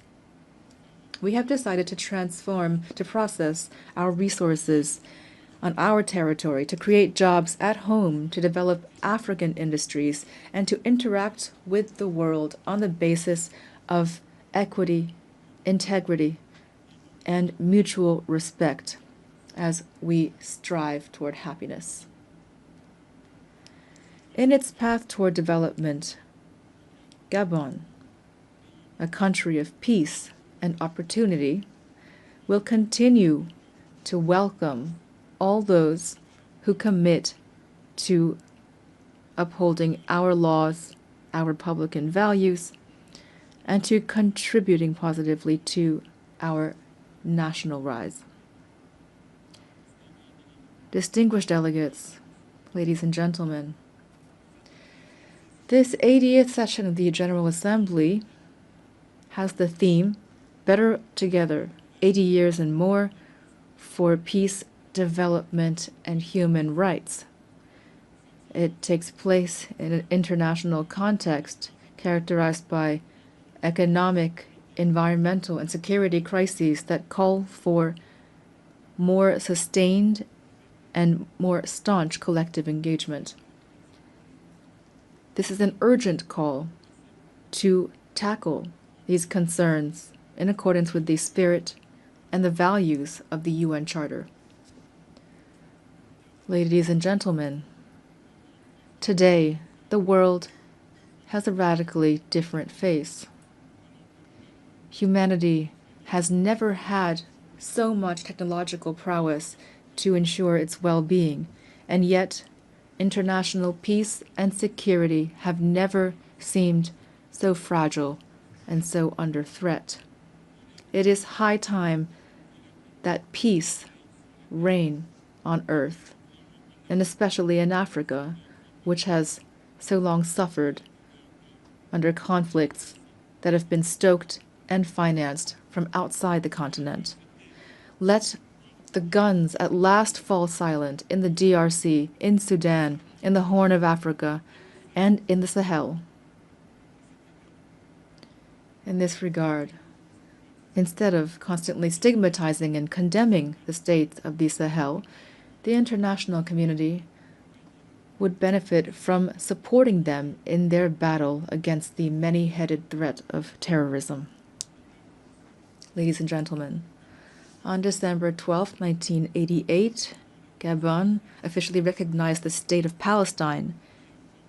Then, as now, we support the two-state solution, the only way, in accordance with UN resolutions, to guarantee a just and lasting peace between Israelis and Palestinians, as well as to guarantee international security. In this vein, Gabon must reaffirm its position in favor of lifting the embargo imposed on Cuba due to its negative effect on the well-being of Cuba's people. We solemnly reaffirm our full support for international efforts carried out throughout the world to achieve peace. These efforts must be centered on humans, especially women and youth. Through the Pact for the Future of 2024, the UN must continue to encourage and support the crucial action of women stemming from the Declaration and the Beijing Declaration and Program of Action, of which we're celebrating the 30th anniversary this year. Madam President of the General Assembly, Secretary General of the United Nations, the triple planetary crisis of climate change, biodiversity loss, and pollution is an existential threat for humanity. And yet, the efforts of the international community to address these challenges remain drastically inadequate. The Treaty on Biodiversity Beyond National Jurisdictions, which we have just ratified, fills a legal gap and provides an ambitious framework for equitable and sustainable governance of biodiversity. Together, we have a real opportunity to make this treaty a true driver of transformation for present and future generations. Gabon is the guardian of part of the Congo Basin, the second largest green lung of our planet. This extraordinary heritage must not be sacrificed to financial rapacity. We call for an equitable global partnership in which the protection of our forests is accompanied by fair compensation for the ecological services these forests provide to humanity. Ladies and gentlemen, the new global order is underway. The changes taking place in our societies are inevitable and cannot be overlooked. International peace and justice can only be guaranteed by a revitalized multilateralism, in particular through Security Council reform that takes into account the African claims enshrined in the Sirte Declaration and the Ezulwini Consensus, to which Gabon is firmly committed. I wish every success to our work, and I wish a happy birthday to our organization. Thank you.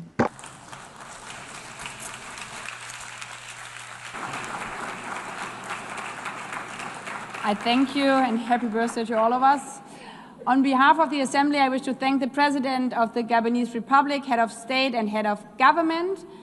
The Assembly will hear an address by His Excellency John Dramani Mahama, President of the Republic of Ghana. I request protocol to escort His Excellency and invite him to address the Assembly.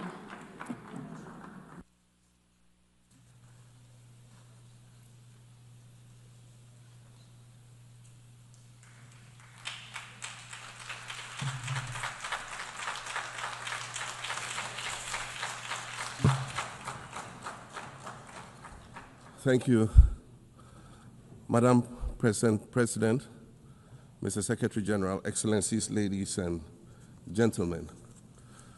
At this 80th session of the United Nations General Assembly, I'd like to speak about Africa's role in the future of this organization. However, it's impossible to do that without first considering the collective role that Africa played in its founding, which was small and relatively insignificant. Of the 51 member states involved in the founding of the United Nations in 1945, only 4 were African: Egypt, Ethiopia, Liberia, and South Africa. It is important to point out that the United Nations came into being in the aftermath of World War II because of the inability of its predecessor, the League of Nations, to avert a large-scale global conflict, which had been its guiding purpose when it was founded in 1920 at the end of the First World War. Out of the 42 founding member states of the League of Nations, only 3 were African: Liberia, the Union of South Africa, and Ethiopia. Egypt was to join later in 1937. Africa's overall participation in the organization's founding was minimal and relatively unimportant. That's because before all the other talks and meetings, representatives from a group of 14 nations gathered in Berlin for a series of discussions that began in 1884 and which led to the partitioning and formal colonization of the African continent, which is also called the Scramble for Africa. It has famously been written that past is prologue. Well, in the past, the majority of the 54 nations that now comprise Africa were never offered a seat at the table where plans for a new world order were being drawn. But, Madam President, as fate would have it, the tables are turning, and Africa's role in the authorship of whatever is yet to come for this world is going to be huge, and it will be consequential. According to this organization's own projections, by the year 2050, more than 25% of the world's population is expected to come from the African continent. Additionally, by 2050, 1/3 of all young people aged between 15 to 24 will be residing on the African continent. So you see, the future of this world is African. Allow me to say this once again a little louder for those of you in the back. The future is African.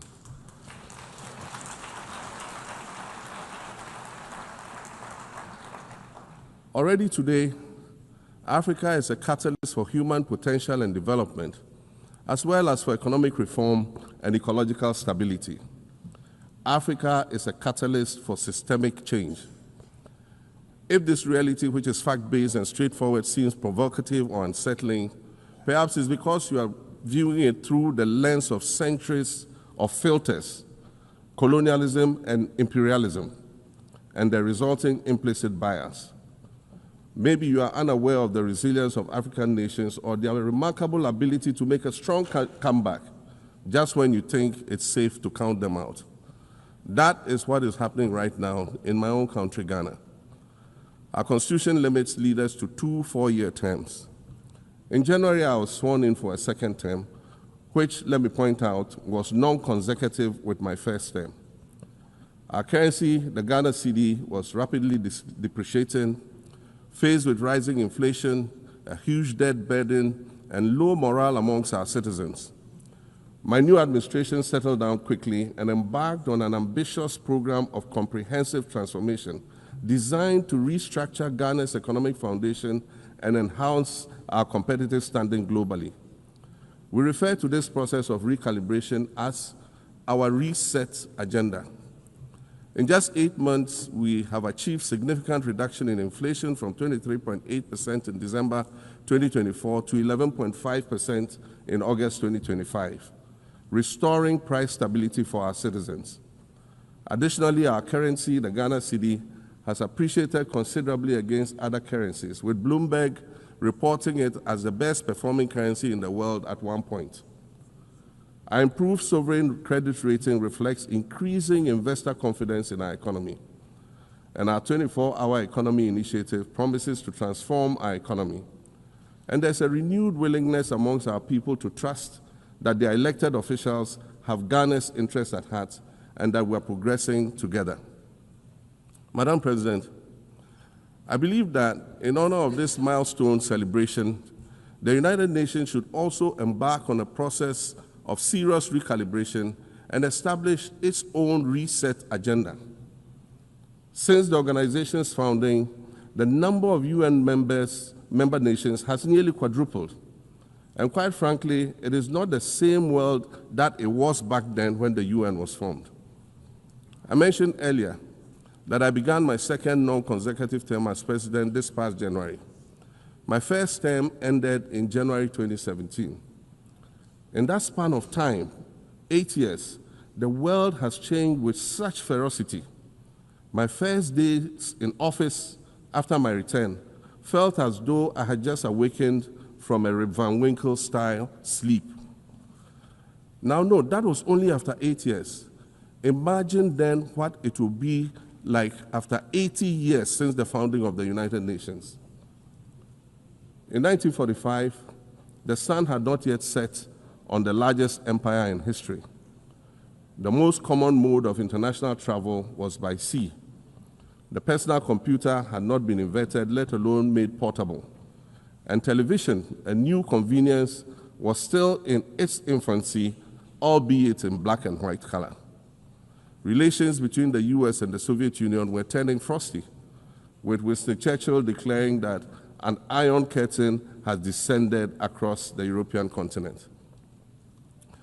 Fast track 80 years on, in today's world, hundreds of thousands of commercial flights take off and land every day. Libraries have been digitized so that volumes of literature can exist on a small device, small enough to fit inside your pocket. We live in a world of cryptocurrency, artificial intelligence, social media, the internet and its dark hidden dungeon of the dark web, all of which carry a potential threat to global peace and security. Climate change is real, and we're fighting a losing battle against the loss of Maldives and other island nations to the rising sea level, against the loss of Timbuktu to desertification and the Amazon forest to global warming and deforestation. Madam President, the UN Founding Charter is outdated when it comes to representation in this August Assembly. The most powerful post-World War II nations are still being rewarded with an almost totalitarian guardianship over the rest of the world. And yet, the first sentence in Chapter 2, Article 1 of the UN Charter declares that the organization is based on the principle of sovereign equality of all its members. If this were true, and was the case, a continent as large as Africa, with its numerous UN member states, would have at least one permanent seat on the Security Council.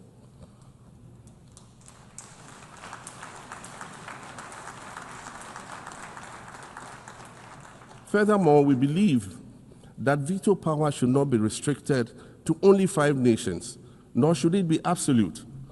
There must be a mechanism in this House for the General Assembly to challenge a veto. No single nation should be able to exercise an absolute veto to serve its own interests in a dispute.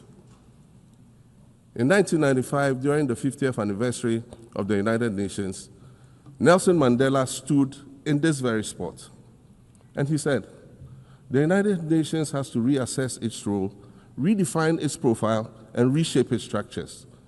It should truly reflect the diversity of our universe and ensure equity among the nations in the exercise of power within the system of international relations in general and the Security Council in particular." I close quotations. 30 years later, we African leaders are still making the same simple request for a permanent seat on the Security Council with the power of a veto.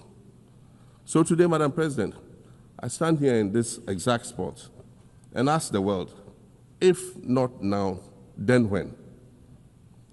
We demand not only a reform of the Security Council, but also a reset of the global financial architecture, which is currently rigged against Africa. Africa must have a greater say in the world's multilateral financial institutions. And while I'm making requests, I'd like to call for the removal of the blockade on Cuba. As Dr. Kwame Nkrumah, our nation's founder, famously said, "We seek to be friends with all and enemies to none." The Cuban people shed their blood on African soil in the fight against apartheid. And indeed, Cuba has been and continues to be a faithful friend of Africa.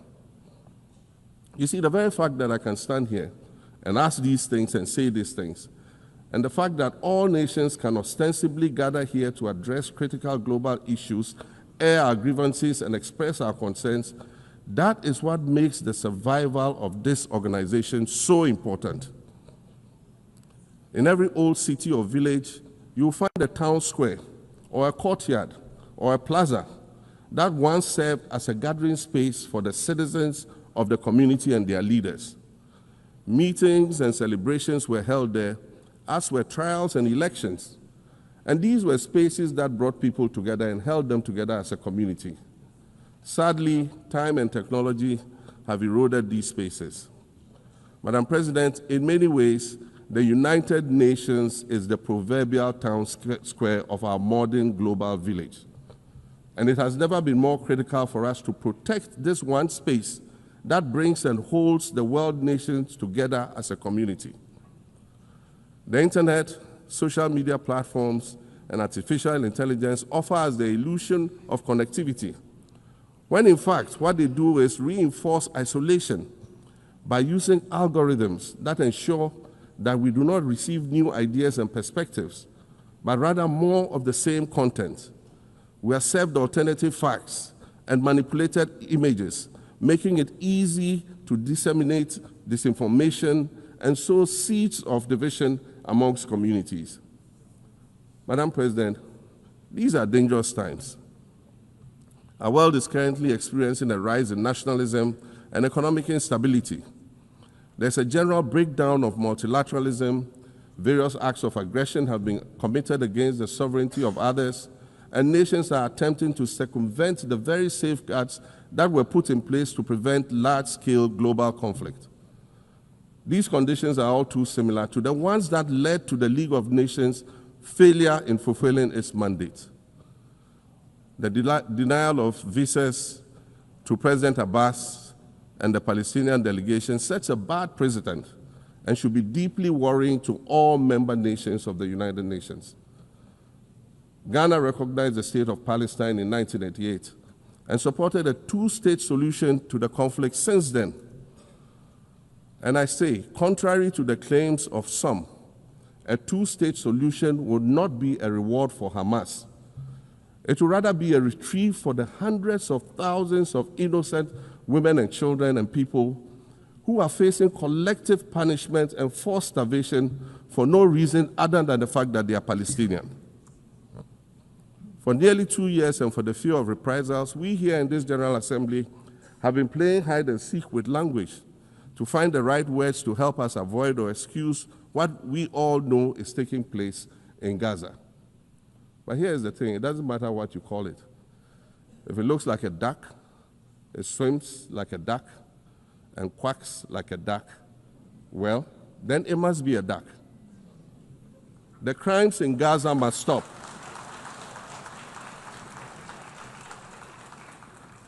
The crimes in Gaza must stop. Madam President, I also want to draw particular attention to the conflict in Sudan, which this body has described as the world's largest humanitarian crisis. 12 million people have had to flee their homes. And when we speak of migration, we refer to the 12 million new Sudanese refugees, whom we as a global community should be willing to assist in much the same way that many member nations readily assisted new refugees coming out of Ukraine. Let's dispense with the euphemisms and dog whistles and speak frankly.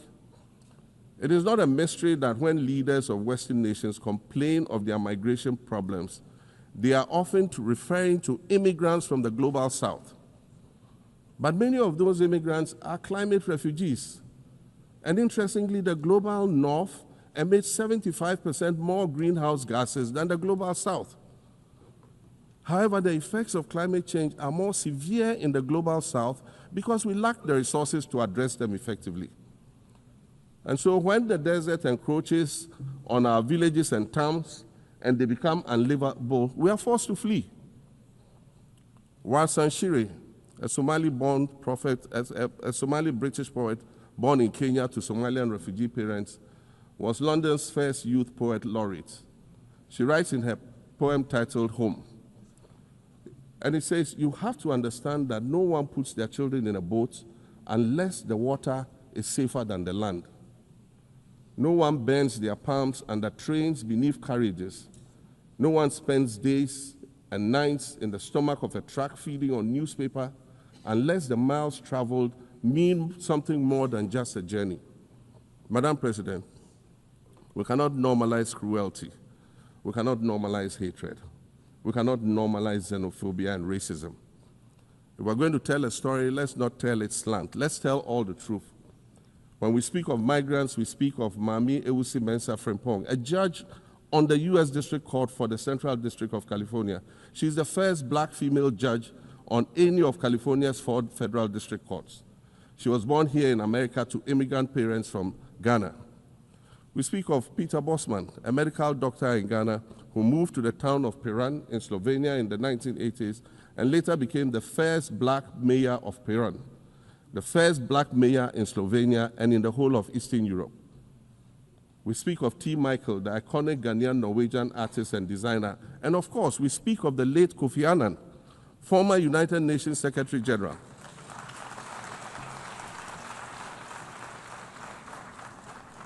Former United Nations Secretary General and Nobel Peace Prize recipient, who was born in Ghana but spent his adulthood in various places in America and Europe.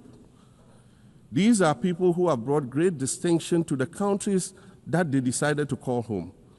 Just as the migrants and the children of migrants before them did, I dare say these are not invaders. These are not criminals. Madam President, the slave trade must be recognized as the greatest crime against humanity. As the African champion on reparations, Ghana intends to introduce a motion in this August body to that effect. More than 12.5 million Africans were forcibly taken against their will and transported to create wealth for the powerful Western nations. We must demand reparations for the enslavement of our people and the colonization of our land that resulted in the theft of our natural resources, as well as the looting of artifacts and other items of cultural heritage that have yet to be returned in total. We recognize the value of our land and the value of our lives, as did our colonizers, as well as the governments that happily paid reparations to former slave owners as compensation for the loss of their property, in quotes, and that property for which they received compensation was paid referred to enslaved people who had been freed.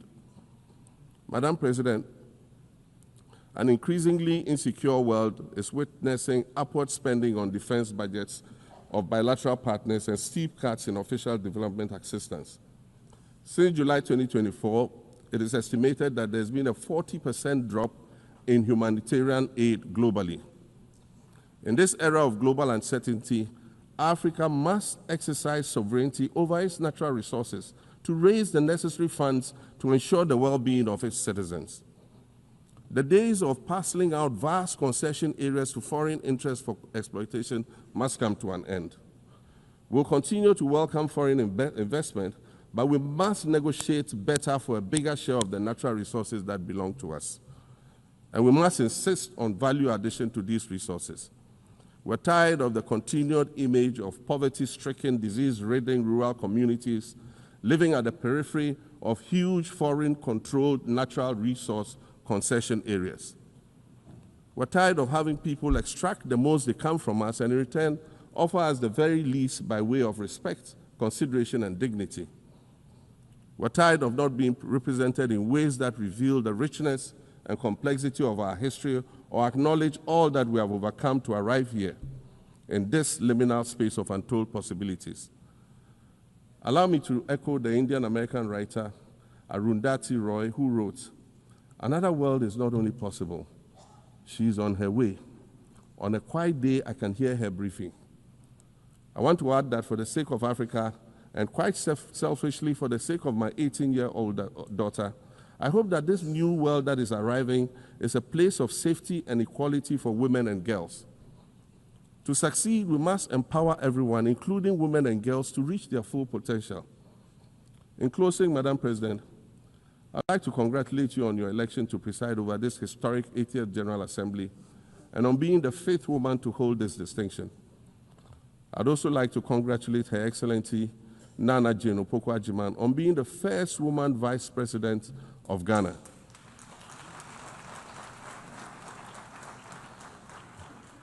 Now every Ghanaian girl knows the heights to which she can ascend. Words matter, but issues of representation matter even more, which is why Ghana looks forward to the appointment of a woman as Secretary General of this organization in the near future. Madam President, Your Excellencies, I thank you for your kind attention.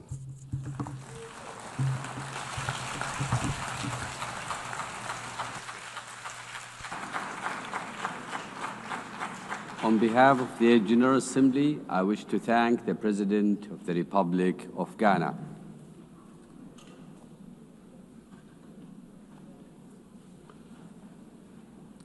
The Assembly will hear an address by His Excellency Umaro Sissoco, Embaló, President of the Republic of Guinea-Bissau. I request protocol to escort His Excellency and invite him to address the Assembly.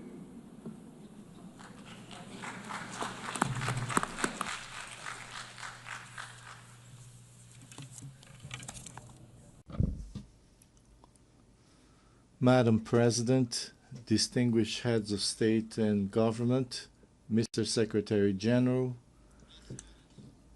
ladies and gentlemen, allow me to begin by congratulating Mrs. Annalena Baerbock on her election as President of the 80th session of the United Nations General Assembly. I thank the outgoing President, Mr. Philemon Yang, for his service to the international community. To Secretary General Antonio Guterres, I wish to reaffirm Guinea-Bissau's full support for his tireless efforts in favor of world peace, international cooperation, multilateralism, and sustainable 80 years ago, the founders of the United Nations pledged to save succeeding generations from the scourge of war. That promise, unfortunately, has not yet been fully fulfilled. Yet this commitment, undertaken by each member state upon joining the UN Charter, remains valid and continues to be honored through the dedication of every UN peacekeeper and every humanitarian worker who often make the difference between life and death in conflict zones or following natural disasters. UN agencies such as WHO, UNESCO, UNICEF, FAO, WFP, UNHCR, and UNDP, among others, provide treatment, education, vaccines, food, and protect every day millions of human beings and contribute to the fight against poverty and discrimination against women and girls all over the world. The United Nations remains relevant, especially in these times of deep global uncertainty and crisis. It continues to be the only forum where all nations, large and small, have a seat and a voice. Excellencies, ladies and gentlemen, we live in a world confronted by multiple crises. We are witnessing what Secretary General Antonio Guterres has called polycrisis. Conflicts in Ukraine, Gaza, Sudan, and other regions persist. Socioeconomic inequalities, environmental shocks, political instability, and humanitarian emergencies disproportionately affect developing countries, with the greatest impact on small island developing states. Progress towards the Sustainable Development Goals has slowed significantly or even stalled. The sovereign debt burden of poor countries is increasing, while development assistance is declining. Guinea-Bissau welcomes the UN 80 initiative, and we hope it will contribute to strengthening the organization, especially in promoting peace, international security, and the achievement of the SDGs. The Pact for the Future offers a roadmap and an action plan that must not remain on paper. Madam President, Excellencies, ladies and gentlemen, last July, Guinea-Bissau hosted the 15th Conference of Heads of State and Government of the Community of Portuguese-Speaking Countries, CPLP. I have taken on the presidency of the CPLP for the 2025-2027 term. The CPLP places high importance on its cooperation with the United Nations and its specialized agencies. During our term, we will continue to work with all partners and multilateral organizations toward the implementation of global commitments. especially concerning the Paris Agreement on Climate Change, the 3rd UN Ocean Conference, and the 4th UN Conference on Financing for Development, held last June-July in Seville. We are convinced that 2 major international meetings scheduled for November, namely COP30 in Belém, Brazil, and the 2nd World Summit for Social Development in Doha, Qatar, will serve as key platforms and opportunities to strengthen our cooperation and to advance our shared goals. Madam President, Excellencies, ladies and gentlemen, Guinea-Bissau is scheduled to hold presidential and legislative elections on the 23rd of November this year. All necessary conditions are being put in place to ensure that these elections are held peacefully, freely, transparently, and credibly. Over the past 5 years, I have prioritized dialogue, inclusion, political stability, and the consolidation of the democratic rule of law. I am confident that these upcoming elections will reaffirm the irreversible nature of citizenship and democratic values in Guinea-Bissau. Madam President, Excellencies, ladies and gentlemen, allow me to conclude by saying that in an increasingly interdependent world, we need, now more than ever, a world order grounded in the principles enshrined in the United Nations Charter, in respect for international law and in peaceful coexistence.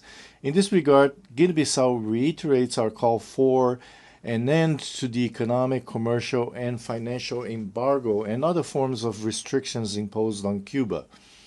80 years after the creation of the United Nations, the world has changed. We are no longer just the 51 countries who signed the UN Charter in 1945. Today, the United Nations is all of us, the 193 member states, plus observer states, NGOs, civil society organizations, and other actors represented in this great assembly hall.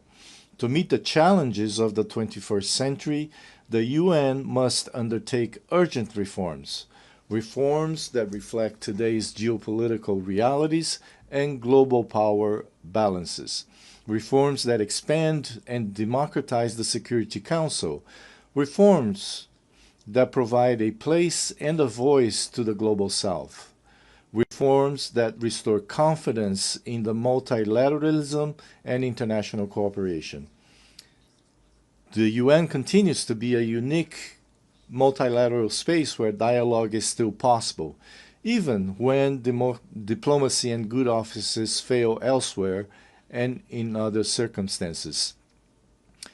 The legitimacy, strength, and future of the UN lie in the inclusion and full participation of all of us in deliberations and decision-making. Its core details, peace, dignity, equality, poverty eradication, cooperation, and peaceful resolution of conflicts remain alive and continue to inspire the purposes of the international community and the March of Humanity. Thank you very much.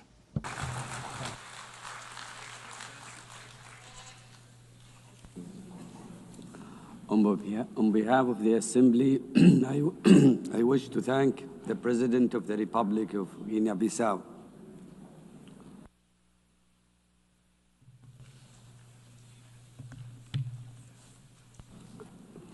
The Assembly will hear an address by His Majesty King Mswati III, Head of the State of the Kingdom of Eswatini. I request protocol to escort His Majesty and invite him to address the Assembly.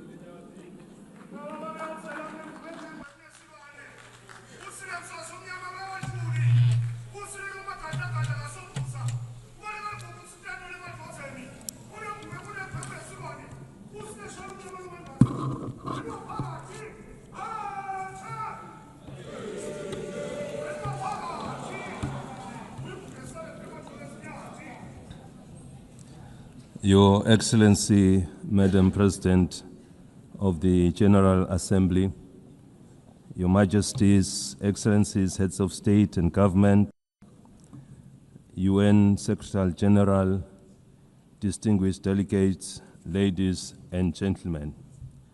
It is a great pleasure to address the 80th session of the United Nations General Assembly under the theme, Better Together, 80 years and more for peace, development, and human rights.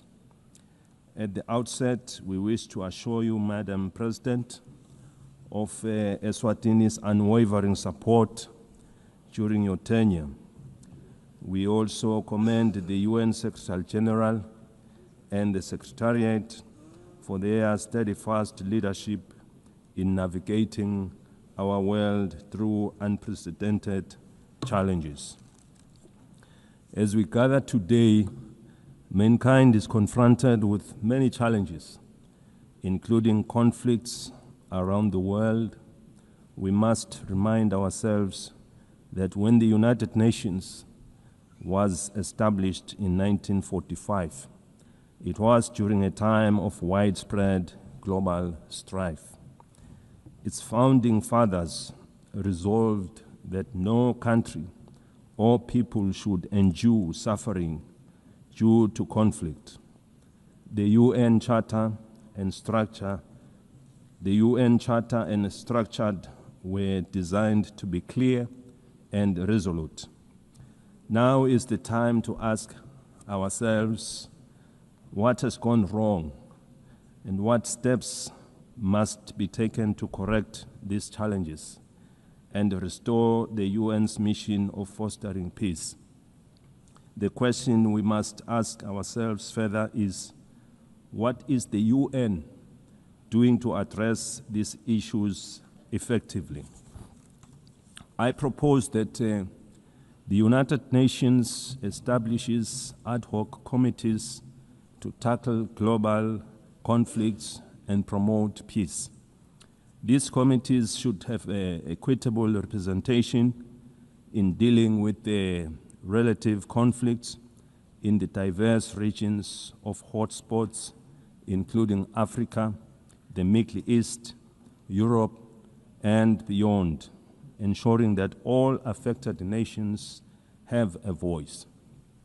Supported by the Secretariat of the United Nations, these ad hoc committees would visit conflict zones, engage with local communities, and work towards peaceful resolutions. For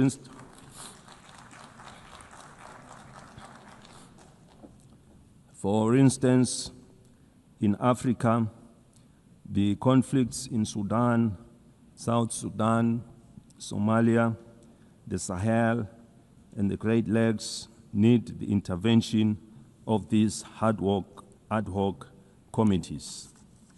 In the Middle East, they should facilitate dialogue with all parties involved. The team could ask the Palestinians what it will take to release the hostages, given the fact that the Israelis would remain aggrieved as long as their loved ones are not with them. Similarly, the ad hoc committee should engage the Israelis to ascertain what it will also take for them to stop the bombardment, to avoid loss of more innocent lives, widespread destruction of property, and a growing refugee crisis. By engaging directly with the affected communities, these communities could help broker solutions that address the concerns of all sides to reduce tensions, suffering, and foster stability. In the conflict between Russia and Ukraine, these ad hoc committees could mediate discussions to identify pathways to peace.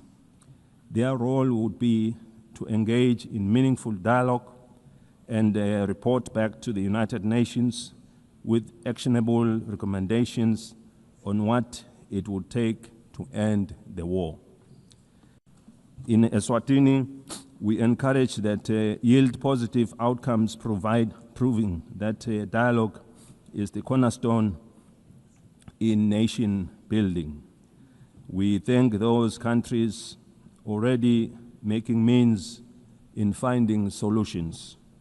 This suggested approach is not meant to undermine their efforts, but it would complement them as they are already working towards peaceful resolutions. We must avoid actions that could escalate tensions further and instead focus on saving innocent lives. Millions of lives have already been lost during the COVID-19 pandemic. We therefore cannot afford to lose any more to conflict.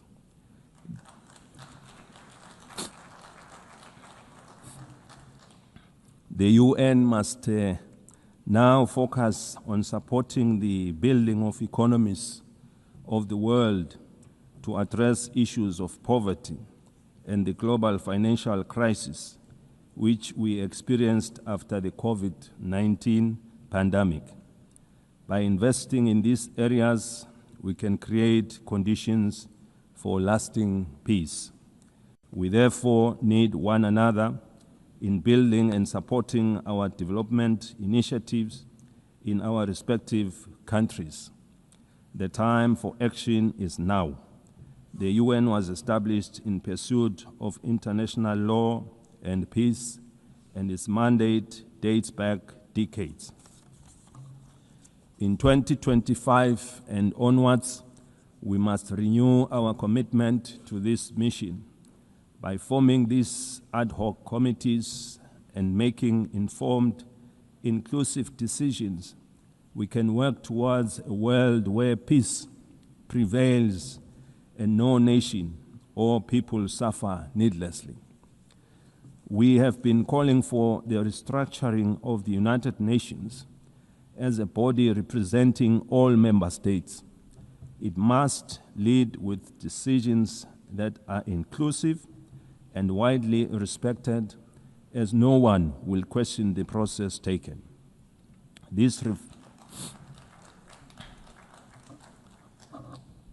reforms should be fully representative of all countries through the regions of the world in the Security Council to create an all-inclusive structure. Without such reform, the legitimacy and effectiveness of this body will remain incomplete. We have been encouraged to witness UN high-level meetings prior to the General Assembly being held to address various issues. These include the Seville and Awaza declarations on financing for development and socio-economic challenges faced by landlocked countries. We are aware that for any growth to take place, nations must have enough resources to achieve sustainable development goals.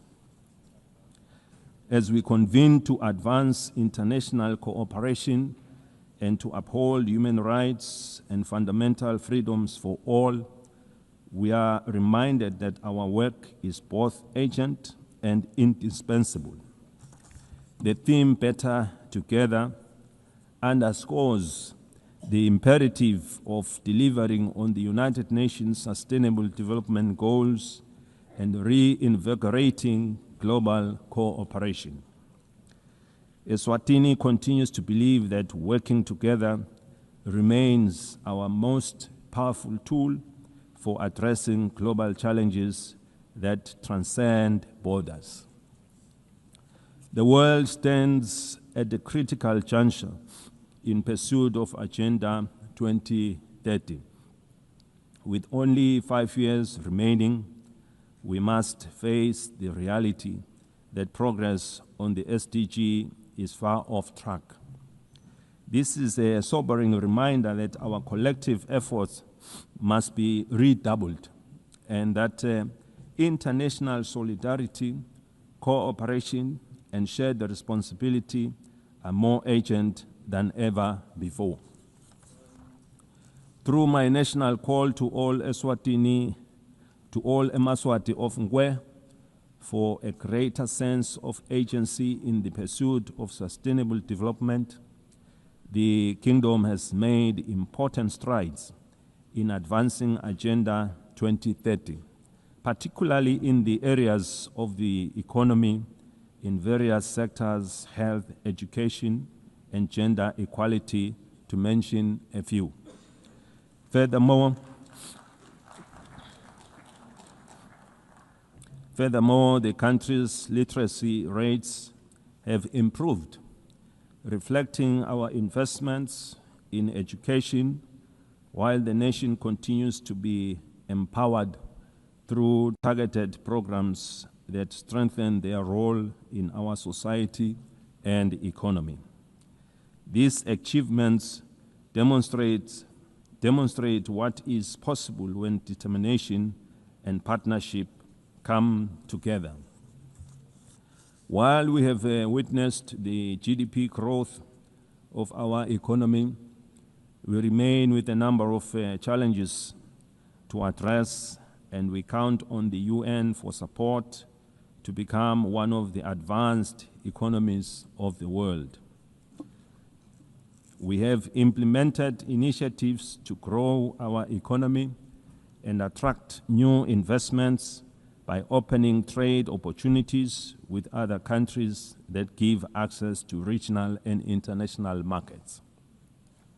Your Excellencies, the global economy remains fragile. Persistent inflation resulting in rising food and energy prices, as well as tightening financial conditions, have eroded fiscal space for many developing nations.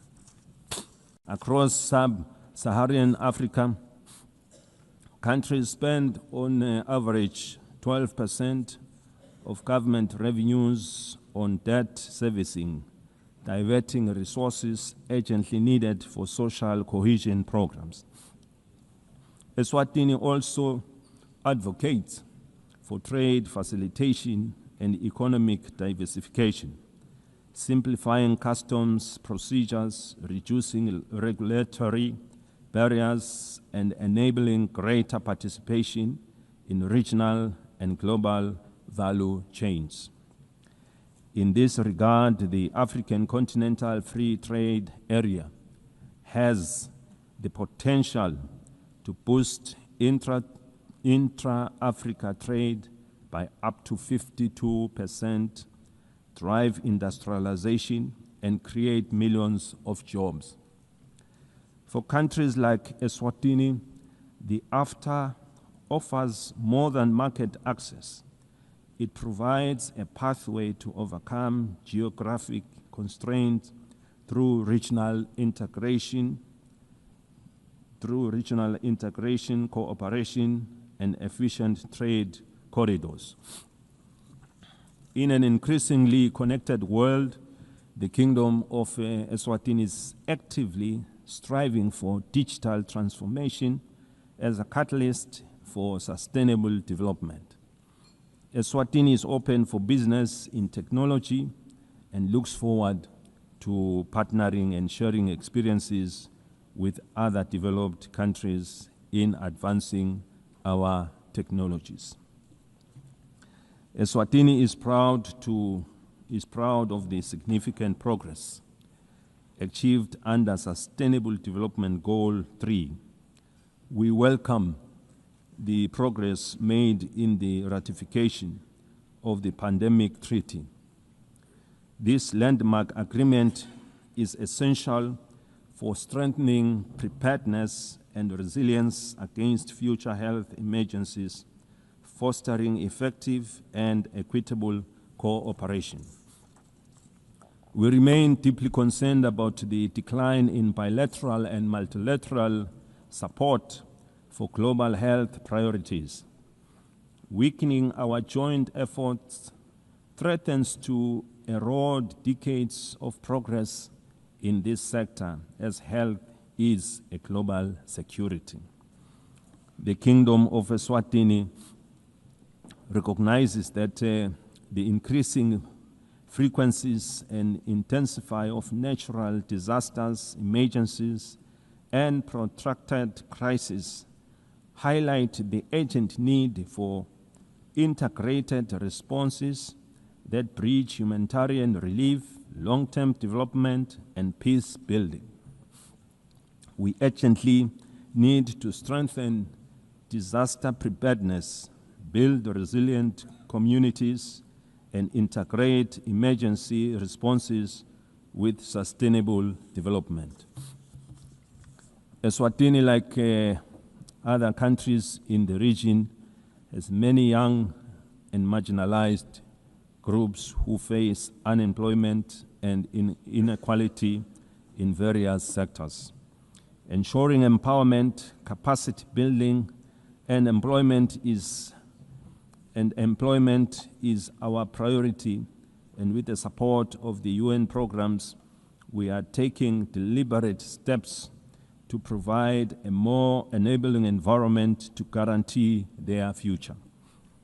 We equally recognize the rights and potential of persons with disabilities who continue to face disproportionate barriers to education, employment, and social participation so that they can fully contribute to and benefit from national development. The United Nations General Assembly Resolution 2758, adopted in 1971, did not address the issue of Taiwan's representation in the United Nations, and it does not preclude their participation in the UN system. The United Nations must seek suitable ways of including Taiwan so that she can better contribute to realizing the UN Sustainable Development Goals. In that way, this will fulfill the UN mandate to ensure that no country is left behind.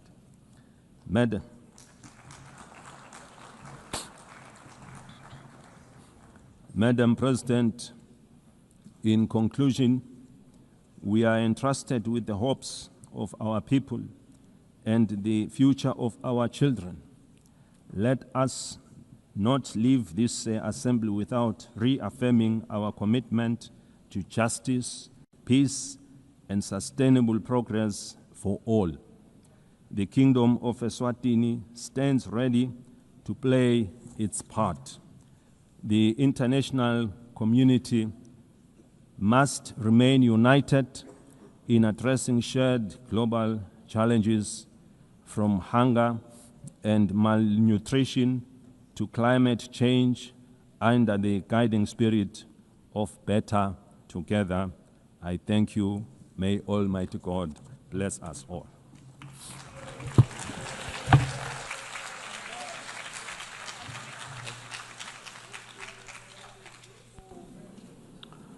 On behalf of the Assembly, I wish to thank the head of the state of the Kingdom of Eswatini.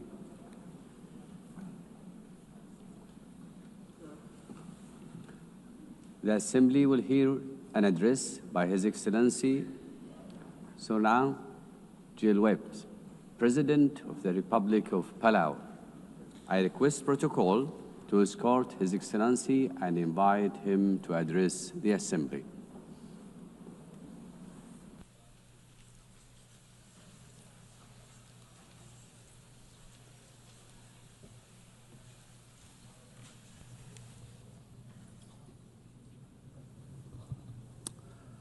Madam President, Secretary General, Excellencies, distinguished guests, delegates, it is my great honor to address this assembly at a milestone moment, the 80th anniversary of the United Nations. 80 years ago, nations scarred by war came together to say, never again. They built this organization on the belief that cooperation, not conflict, could guide humanity forward. Today, as we reflect on that founding vision, let us remember the United Nations was not built for the powerful, but for all nations, large and small. In Palau, we have a saying, "Ndisen son embrari akloes." Small twigs banded together can light the fire that can bring the pot to boil. This wisdom reminds us that even the smallest among us, when united and determined, can drive meaningful change. The recent International Court of Justice advisory opinion affirms this truth, that our voice, though often overlooked, carries the weight of justice. We thank Vanuatu for their leadership and recognize the Pacific youth who co-led this charge. The advisory opinion confirmed that what we have always known. 1.5 degrees is not optional. It is now the benchmark for international law. Let us defend this limit as the political, moral, and legal anchor of the Paris Agreement. The world is at war. Defense spending is at an all-time high, approaching $3 trillion annually. We have many problems. And now more than ever, we need to come together. We are also at war. Our shores are being invaded by seawater. Our homes are being blown away by storms. Our roads are being washed away by torrential rains. Our reefs are overheating. Our fish are disappearing. And our land is on fire. This is our daily battle. And ahead of COP30 in Belém, we must see new nationally determined contributions submitted without delay, particularly from major emitters. And they must be aligned with the 1.5 degree trajectory. We applaud Australia's leadership in setting incredibly ambitious and achievable 2035 emissions reduction targets and developing clear strategies to reach its net zero emissions pathway by 2050. Australia leads the way in supporting Pacific Islands in accelerating the energy transition. This is a testament to the kind of leadership needed to defend and ensure a safe and prosperous future for all. However, ambition without implementation is an empty promise. For SIDS, the fight depends on climate finance. Too often, our countries are trapped in systems that are overly complex, slow, inaccessible. Finance must be predictable and adequate. It should not create new debt. It should free us to implement our NDCs, adapt to climate change impacts, and address loss and damage. The 1.5 degrees Celsius limit remains our lifeline, and finance is the key to achieving it. We need investment, not in defense, but for us to combat our greatest threat, climate change. It is not aspirational. It is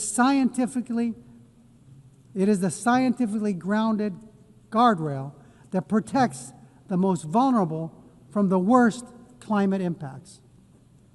Madam President, our region has served as the world's moral compass on climate justice.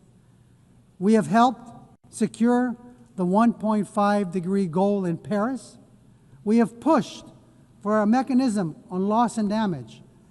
If the world is serious about 1.5, we urge you to come to our region, to see with your own eyes what the Pacific is facing, and be moved to act. That is why COP31 must be a Pacific COP, hosted by Australia, shaped in partnership with the Pacific. Madam President, on the issue of climate solutions, deep-sea mining has been incorrectly promoted as a silver bullet for the climate crisis. If we rush forward without understanding the consequences, we risk inflicting irreparable harm. The loss of biodiversity, the release of carbon, damage to our water column, and the destruction of fisheries that sustain our people is unfathomable.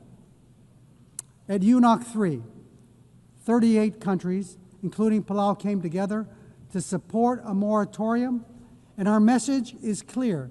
We must let science guide before we exploit the deep sea.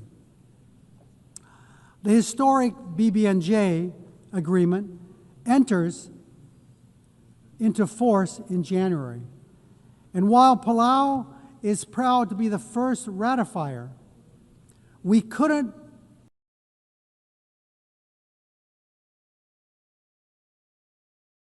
have lit this fire alone. The collective of over 60 countries demonstrates that we are better together. While we celebrate this achievement, we need even more nations to join this commitment to truly safeguard our ocean's future. Colleagues, the BBNJ agreement presents an unprecedented opportunity to design new ocean governance,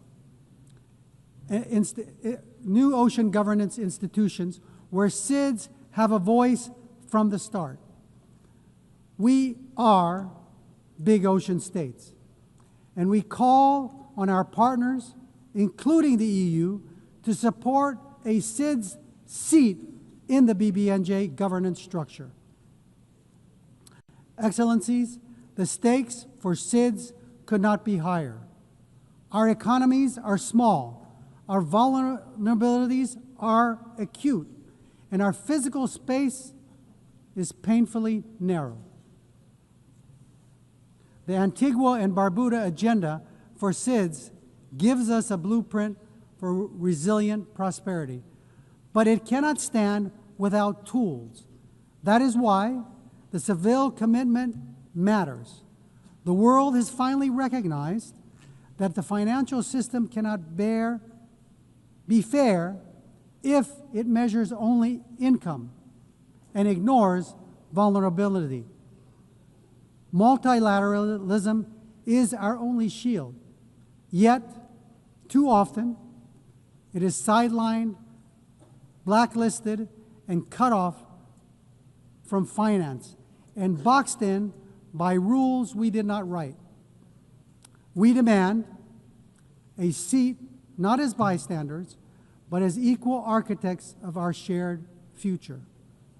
We call for the full and immediate integration of the multi-dimensional vulnerability index into the policies and frameworks of international financial institutions, multilateral development banks, and international organizations. It is time that we move the MVI from theory to practice. As we commemorate 80 years of this United Nations, we must look honestly at the strengths and its shortcomings. We welcome the Secretary General's UN 80 initiative, but let me be clear, reform cannot be cosmetic. This UN must be more responsive, more equitable, and more focused on delivery. Madam President, Palau knows too well the heavy cost of war, having endured the devastation of World War II on our islands. That history reminds us not only of the suffering left in the wake of conflict, but also the sacred value of peace. Palau has always stood for dignity of every human life and for the peaceful resolution of disputes through dialogue and respect for international law. Our positions, whether in support or restraint, are always guided by a deeper purpose, the pursuit of peace that is just, lasting, and stable. We believe that a durable solution, one that envisions two peoples, Israelis and Palestinians living in two democratic states, side by side, in peace and in dignity and security, within mutually recognized borders, is essential for lasting peace. Russia's unprovoked war against Ukraine is a stark reminder that when international law is disregarded, peace everywhere is placed at risk. It is only through respect for the rules-based order that all nations, large and small, can live securely. Continuing in that spirit of respect for life and stability, I must raise an important issue of principle. Years ago, China wrongly interpreted UNGA Resolution 2758. And today, it continues to claim that Taiwan is a part of the People's Republic. The end result has been Taiwan been silenced. The 23 million people's voices have been kept unheard, keeping Taiwan out of fully participating in the UN system and contributing to the world. Palau believes that inclusivity, which includes Taiwan, strengthens the United Nations, and that no community should be barred from contributing to the solutions of our world that it so desperately needs. Madam President, let me close with another Palauan proverb. It's about tides, dol raidis. An incoming tide should lift everyone. The choices we make together are about lifting all of us, ensuring the next generation inherits a world that sustains them just as it has sustained us. As we face today's greatest challenges, climate change, ocean decline, debt, inequality, wars, and conflict, no nation can carry the weight alone.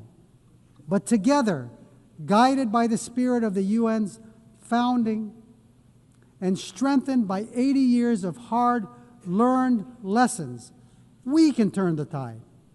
Let this assembly be remembered not only for the words we speak, but for the actions we take and for the resilience we build, the justice we uphold, and the future we secure for the generations yet to be born. We are better together. God bless you. Sulang, thank you.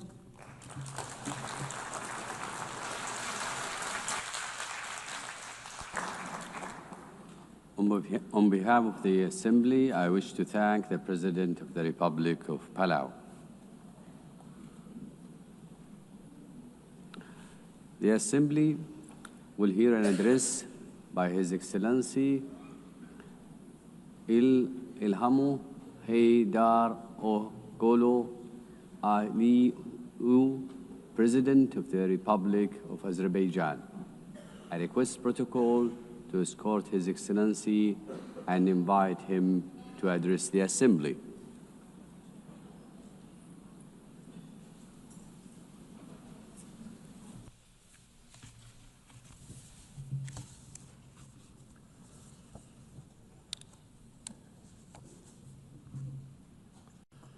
Ladies and gentlemen, for many years, I spoke from this tribune about tragedies of aggression, occupation, and injustice experienced by Azerbaijan. Today, I will speak about our long road to victory and peace, and a new era in Azerbaijan's history, about how we managed to end the occupation through a liberation war and how we won peace by political means. For nearly 3 decades, almost 20% of Azerbaijan's sovereign territory remained under military occupation by Armenia. 1 million of Azerbaijanis were expelled from their homes as a result of the policy of ethnic cleansing and war crimes conducted by Armenia. Their fundamental human rights were grossly violated. 4 United Nations Security Council resolutions adopted in 1993 demanded immediate, complete, and unconditional withdrawal of Armenian armed forces from the occupied territories. Sadly, these resolutions were never implemented. Armenia demonstratively ignored them because no sanctions were imposed on it by international community. The OSCE Minsk Group, established in 1992 to facilitate a settlement, has failed in its mission. Instead of enforcing the norms and principles of international law, its co-chairs sought to preserve the status quo and keep the conflict frozen. In 2020, after almost 30 years of ineffective negotiations, Azerbaijan was forced to exercise its legitimate right to self-defense under Article 51 of the UN Charter. During the war, Armenia shelled our towns and cities with ballistic missiles and cluster munitions, killing more than 100 of innocent civilians. Azerbaijan, in its turn, conducted the war in strict compliance with international humanitarian law. We ensured protection of civilians and refrained from targeting non-military infrastructure. In 44-day patriotic war, our armed forces liberated occupied territories and restored Azerbaijan's territorial integrity in accordance with international law and relevant UN Security Council resolutions. The 10 November 2020 marked the capitulation of Armenia and restoration of Azerbaijan's territorial integrity after nearly 30 years of occupation. Right after our victorious war, Azerbaijan declared its readiness to open a new page in relations with Armenia, based on mutual recognition of territorial integrity and sovereignty. We proposed 5 basic principles rooted in international law. We tabled the proposal for a peace treaty. Then we initiated a negotiation process on its draft text, which lasted from October 2022 to summer 2025. Despite several attempts to derail the process, the negotiations produced positive results as they were conducted on a strict bilateral basis, free from any kind of external interference. On August 8 this year, the foreign ministers of Azerbaijan and Armenia in Washington, in the White House, in presence of the leaders of the United States, Azerbaijan and Armenia, initialed the text of peace agreement. The same day, the President of Azerbaijan and the Prime Minister of Armenia signed the joint declaration. President of the United States, Donald Trump, also signed it as a witness. Moreover, Azerbaijan and Armenia jointly appealed for the closure of the OSCE Minsk Group and related structures as an obsolete mechanism no longer relevant to the peace process. Accordingly, on 1st September, the OSCE adopted decision to permanently close these structures. Regional connectivity has been at the core of our vision for lasting peace. Another key outcome of the Washington summit is the Trump Route for International Peace and Prosperity, TRIP, which will ensure unimpeded access through the Zangezur corridor and foster regional connectivity. The recent Washington summit has also signaled a new phase in Azerbaijan-US relationship. Together with President Trump, we signed the Memorandum of Understanding between the two governments regarding the establishment of a strategic working group to develop a charter on strategic partnership between Azerbaijan and the United States. It opens new horizons for partnership in political, economic, energy, regional connectivity, defense, security, and other fields. The waiver by President Trump of the sanctions imposed on Azerbaijan in 1992 in the form of the Section 907 of the Freedom Support Act is a historic step as well.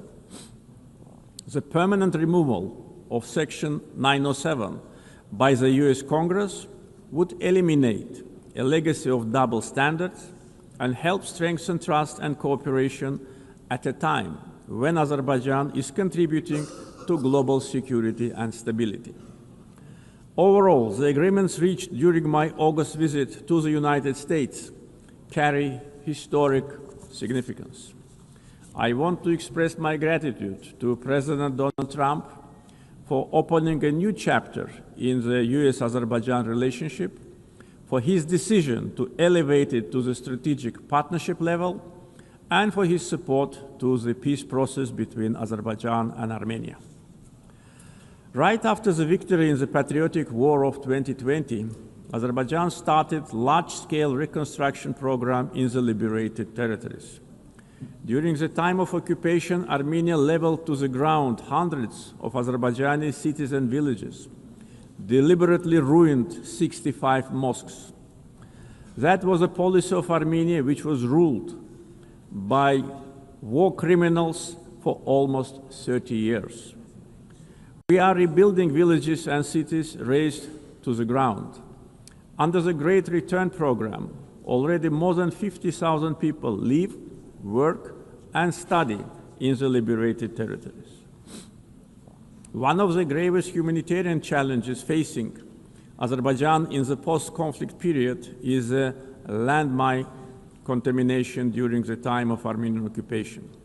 Since November 2020, more than 400 Azerbaijani civilians and military personnel were killed or seriously injured by landmine explosions. This massive contamination obstructs the safe return of displaced persons and delays reconstruction projects. Similarly, the tragic fate of nearly 4,000 Azerbaijanis who went missing during the Armenian aggression and occupation since the early 90s continue to require close attention and action. Ladies and gentlemen, coming to the global challenges we are facing, we believe that response must be inclusive, fair, and universal. Through its many initiatives, Azerbaijan has shown its clear commitment to advancing sustainable solutions. Azerbaijan is proud to have hosted COP29 last year, where we achieved important outcomes in advancing climate action, the green transition, and equitable access to financing.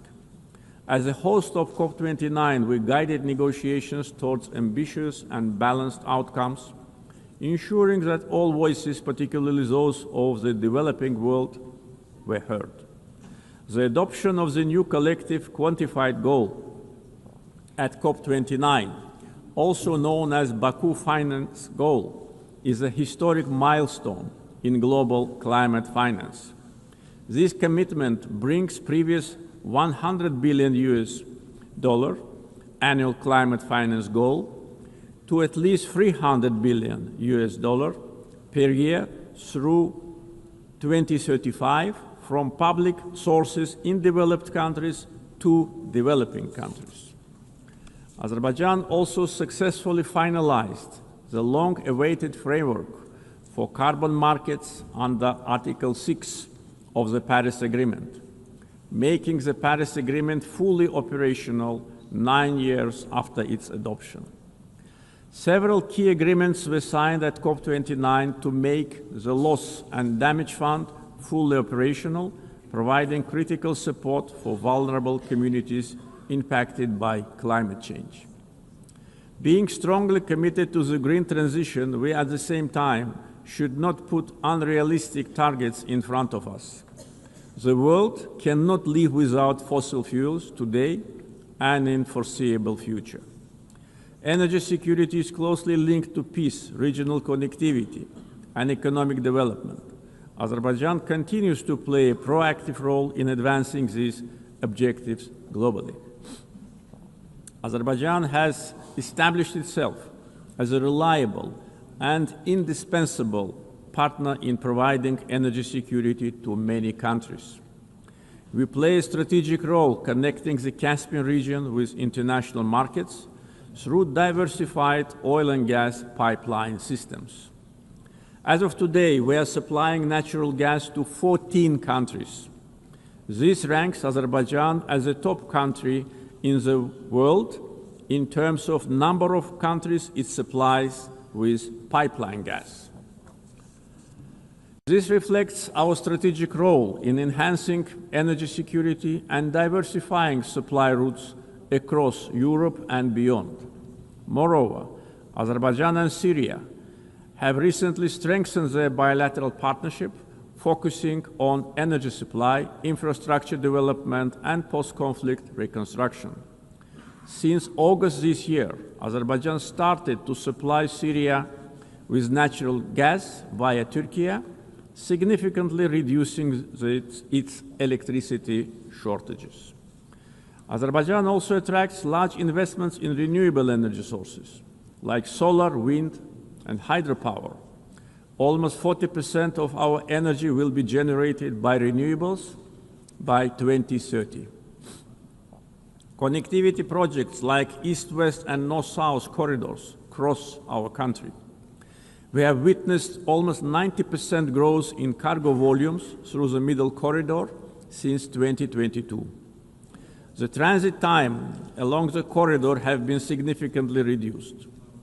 The biggest trade fleet in the Caspian, Alat International Trade Port, with its annual capacity reaching 25 million tons in the near future.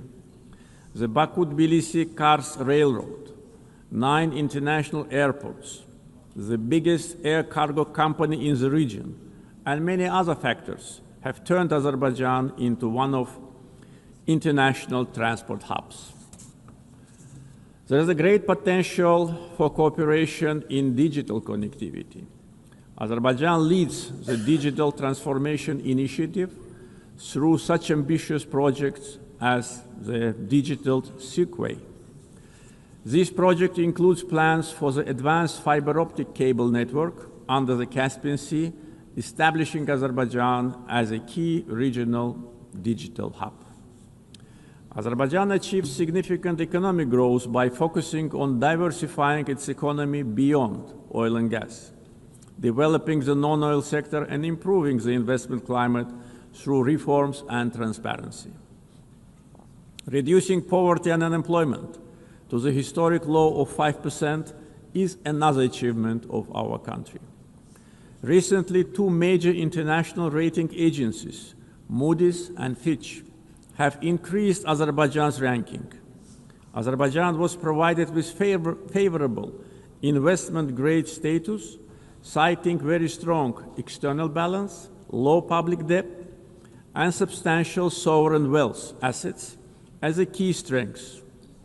This underscores our economic resilience, strong fiscal discipline, and favorable investment climate. Our foreign debt is only 6.5% of GDP, which is one of the lowest in the world. Azerbaijan's foreign exchange reserves exceed its foreign debt almost 16 times. Back in 2022, at the summit of the Caspian littoral states, I raised the issue of environmental degradation of the Caspian Sea. Today's situation is much worse. Caspian Sea is shrinking rapidly. The main reason is not climate change. Joint efforts of littoral states are needed to stop ecological catastrophe with unpredictable consequences. Azerbaijan is also ready to cooperate closely with the UN to tackle this problem. Ladies and gentlemen, Azerbaijan is proud of its global humanitarian assistance efforts. We are providing aid to countries affected by natural disasters, conflicts, and public health emergencies. Azerbaijan contributed to the COVID-19 response, donating financing, protective equipment, medical devices, and vaccines to more than 80 countries in need. Azerbaijan has entered a new era. We won both war and peace. We ended the occupation and started reconstruction. Justice has triumphed. Sovereignty has been consolidated, and peace is de facto reached. We stand prepared to share our positive experience. The achievements of the recent years are not only a victory and success of Azerbaijan, they are also a demonstration that international law must ultimately prevail. Our vision is clear: peace and development based upon international law, non-interference in internal affairs of states, mutual respect and cooperation. Let us together build a world without double standards, where justice is not selective, the rule of law is respected, and peace is achieved not through words alone, but through actions. Thank you.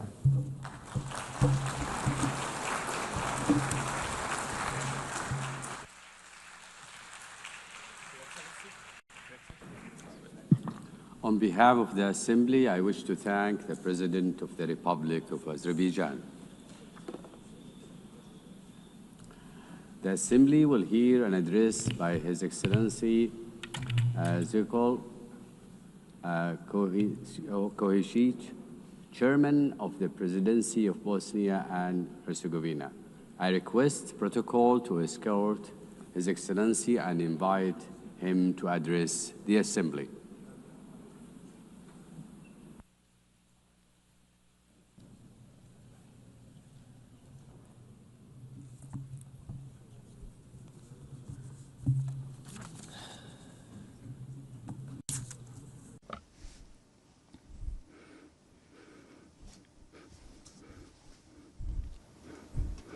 Dear Chairperson, Secretary General, dear colleagues, ladies and gentlemen.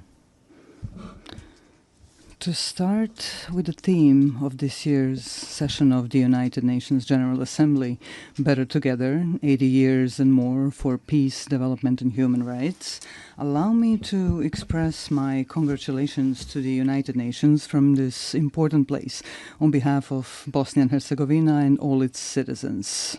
The UN is celebrating 80 years since its founding, and at the same time 80 years of continuous work on the fundamental goal of this organization. That goal is to secure and maintain peace in the world. History will give the final judgment on how successful the UN has been in the past, as well as on the results of the work and participation of several generations in the United Nations itself, its bodies and organizations. At the same time, I believe it is important to clearly express our common position today. Peace in every part of the world has no alternative. We must continue to work together persistently on this. I would like to believe that we all share the same positive opinion, that we must protect peace in every part of the world.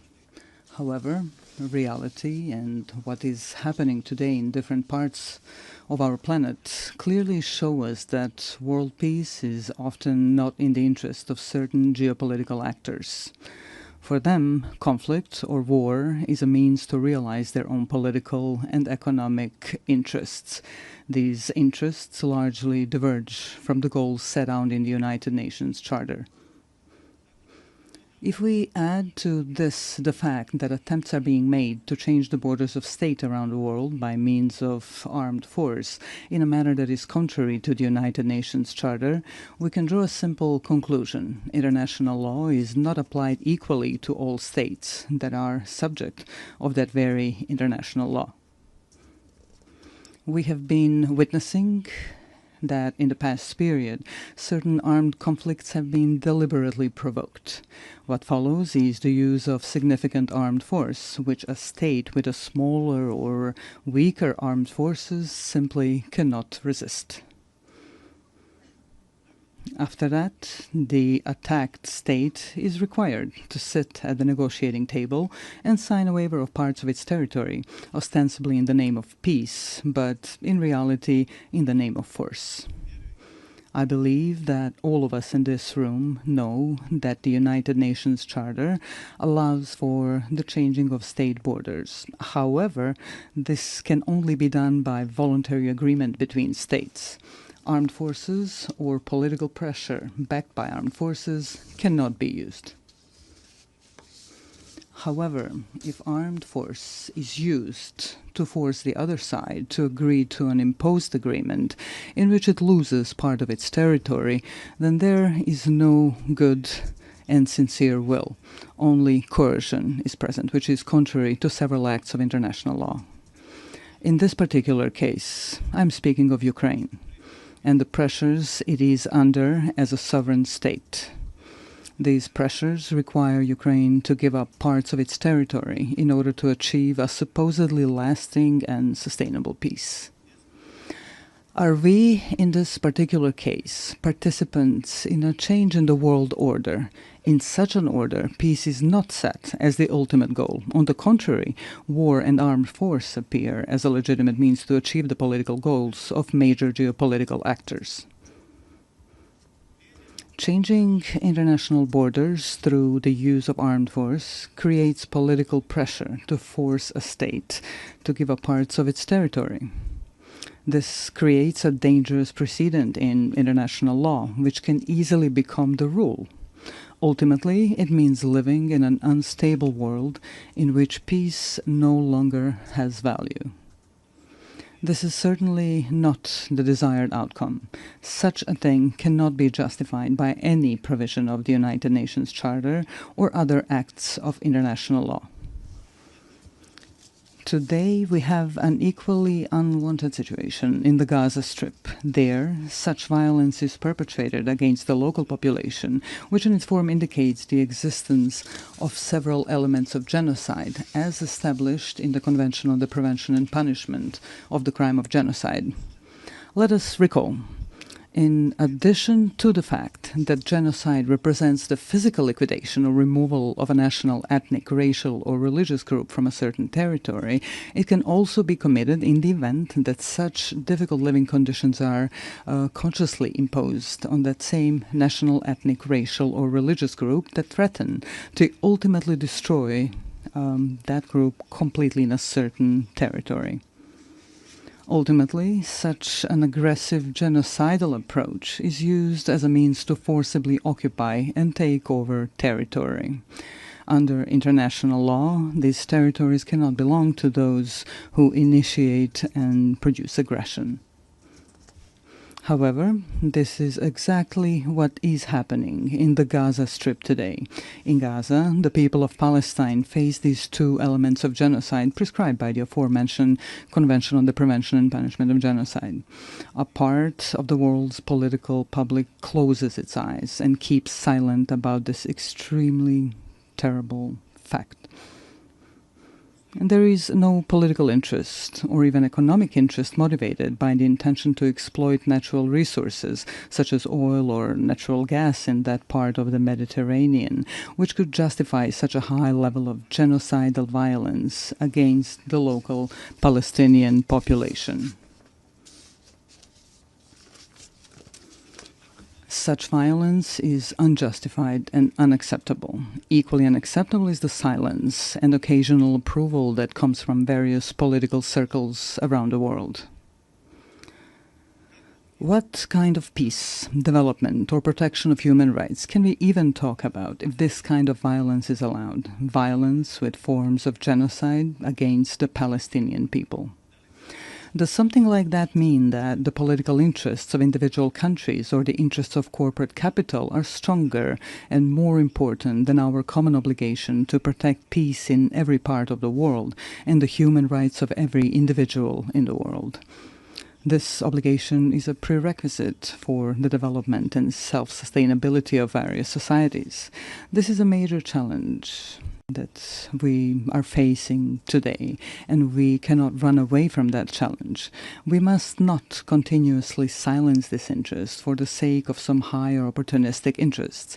Let us just remember the phrase, silence is actually an expression of either cowardice or approval of cowardice. Dear sir, allow me to briefly say something about my country, Bosnia and Herzegovina. A little more than 30 years ago, Bosnia and Herzegovina was faced with aggression coming from neighboring countries. At that time, the United Nations formed a peacekeeping military force called UNPROFOR, with the participation of countries that expressed interest in such endeavor. The role of UNPROFOR was such that they were, to a large extent, mere observers of a series of war crimes, ethnic cleansing, and ultimately genocide committed by the aggressors of Bosnia and Herzegovina. Of course, there were also positive examples of UNPROFOR's activities, which should certainly not be forgotten, and we are sincerely grateful for that. Unfortunately, a stain remains on that United Nations mission. Certain UNPROFOR commanders did not want to activate airstrikes in order to prevent ethnic cleansing, especially the genocide committed in Srebrenica in July 1995.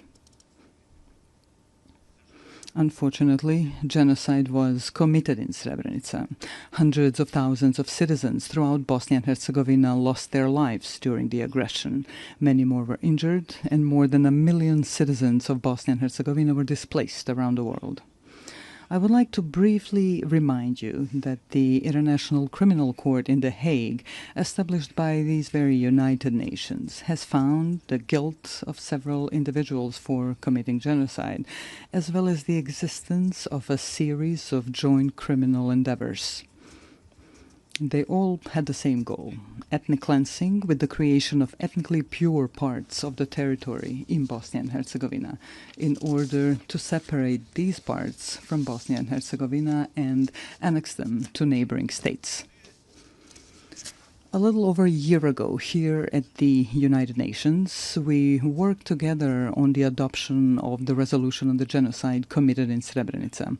I consider that a major step forward and an important document, not only for Bosnia and Herzegovina, but also more widely.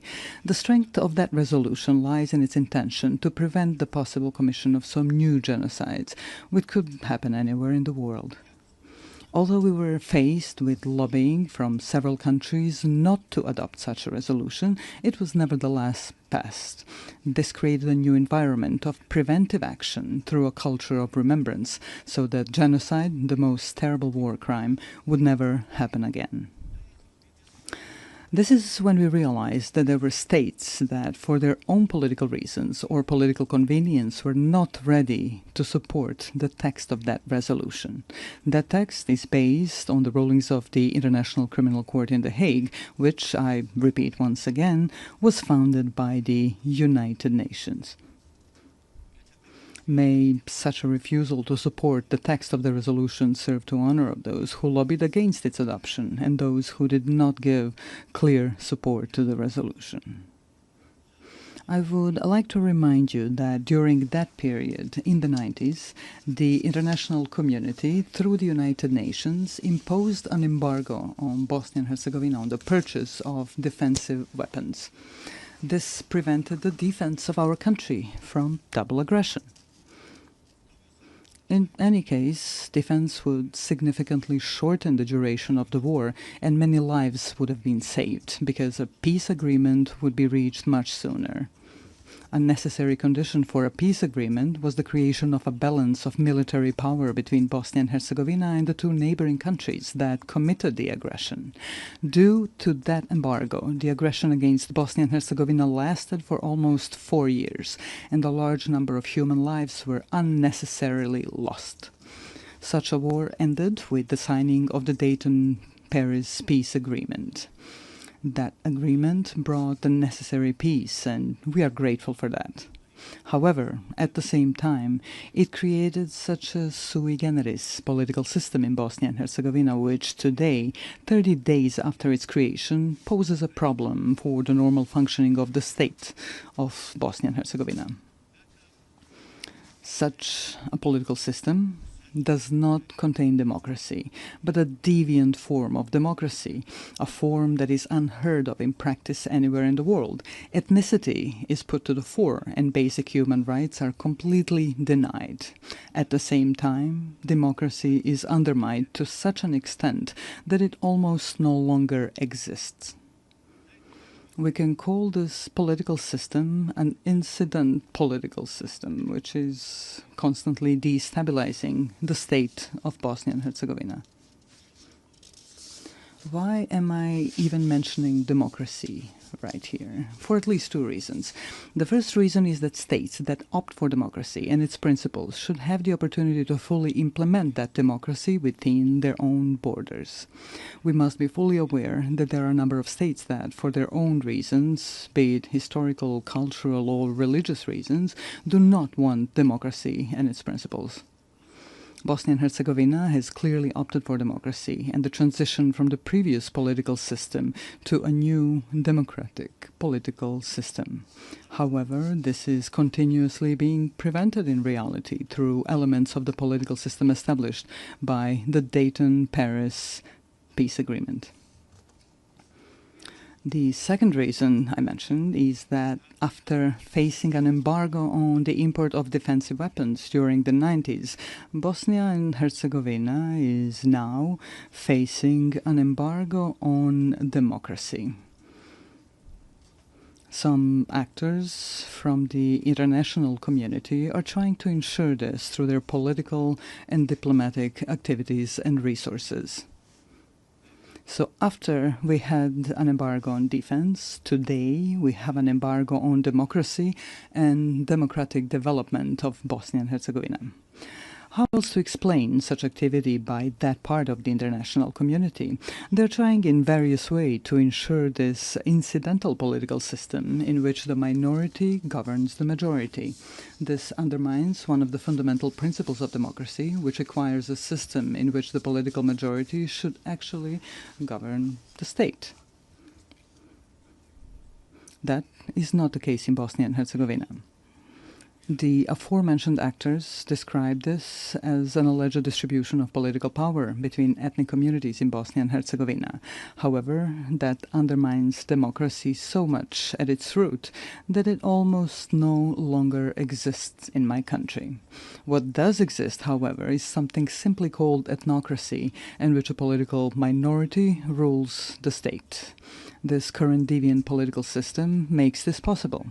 Are such actors of the international community trying to ban or impose an embargo on democracy in Bosnia and Herzegovina because of its demographic picture?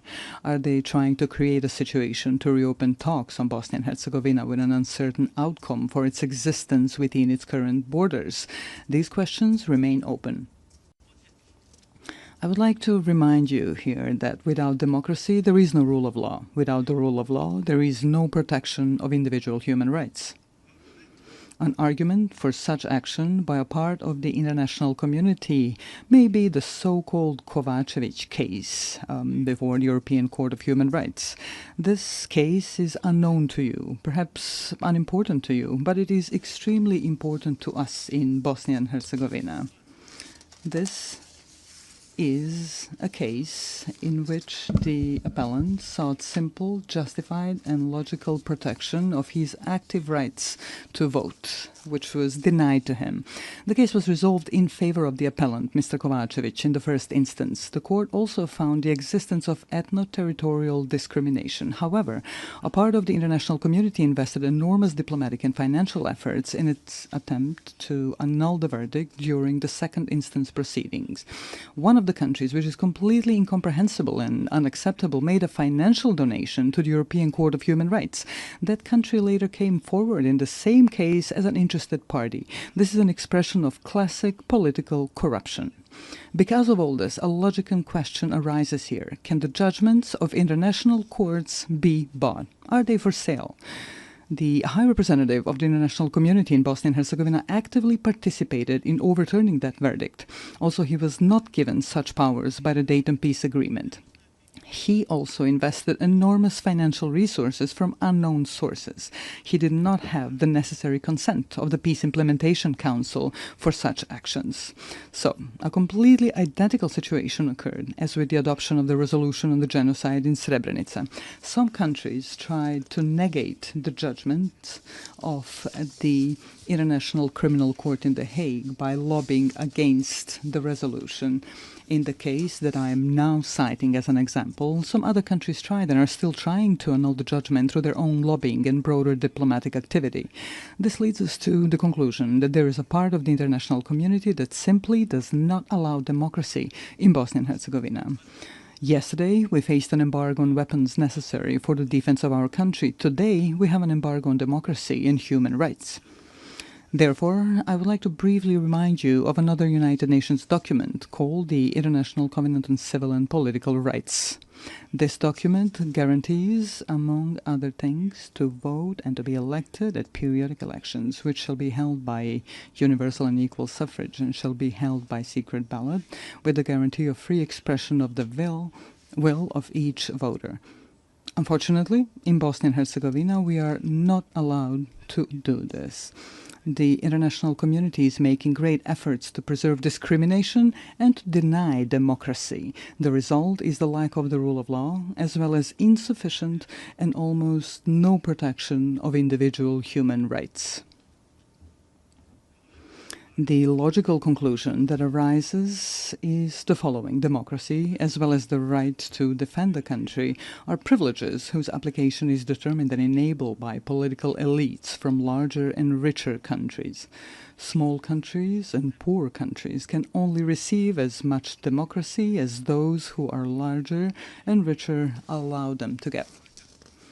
That is certainly not an expression of equality that we should all strive for today. Here we come to the issue of human rights. To be more precise, I'm referring to the equality of every individual in their own country and beyond. This particularly concerns the right of every person to participate equally and as they wish in every aspect of social life in their country. We have a whole series of documents of acts of international law that guarantee such rights.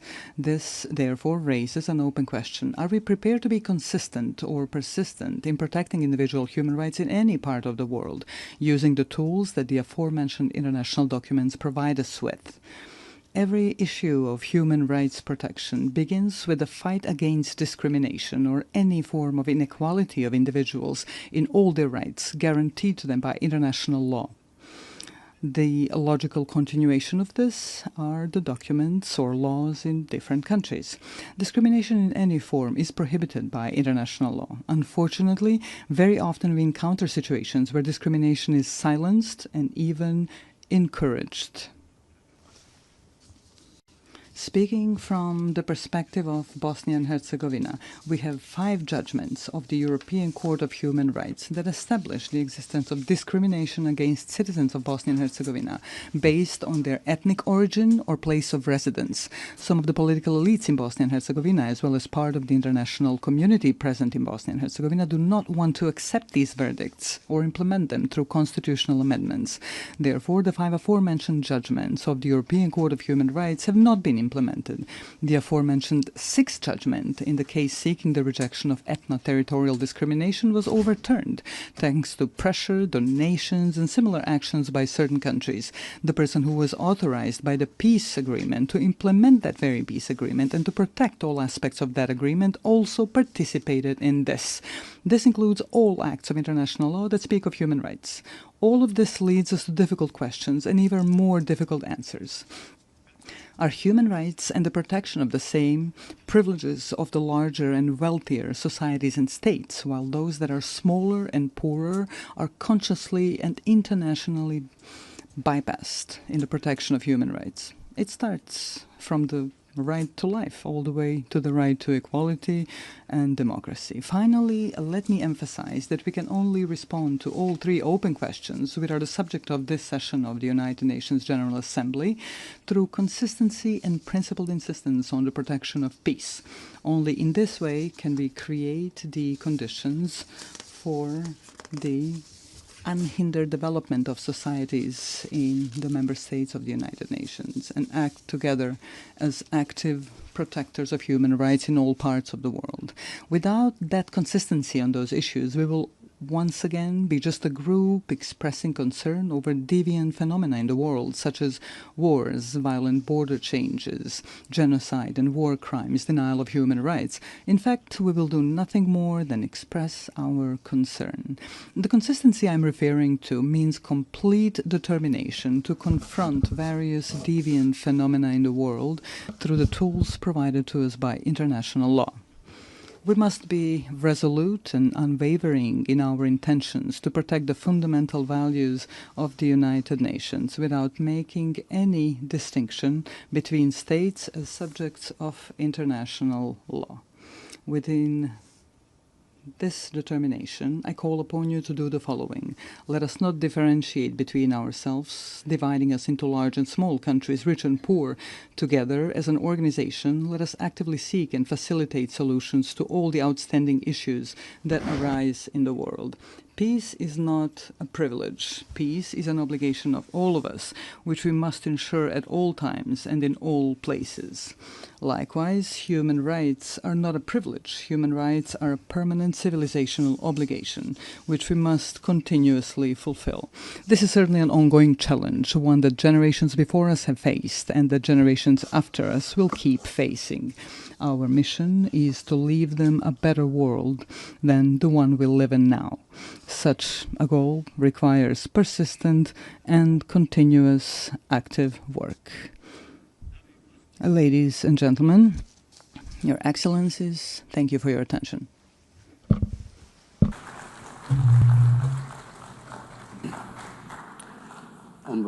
On behalf of the Assembly, I wish to thank the Chairman of the Presidency of Bosnia and Herzegovina.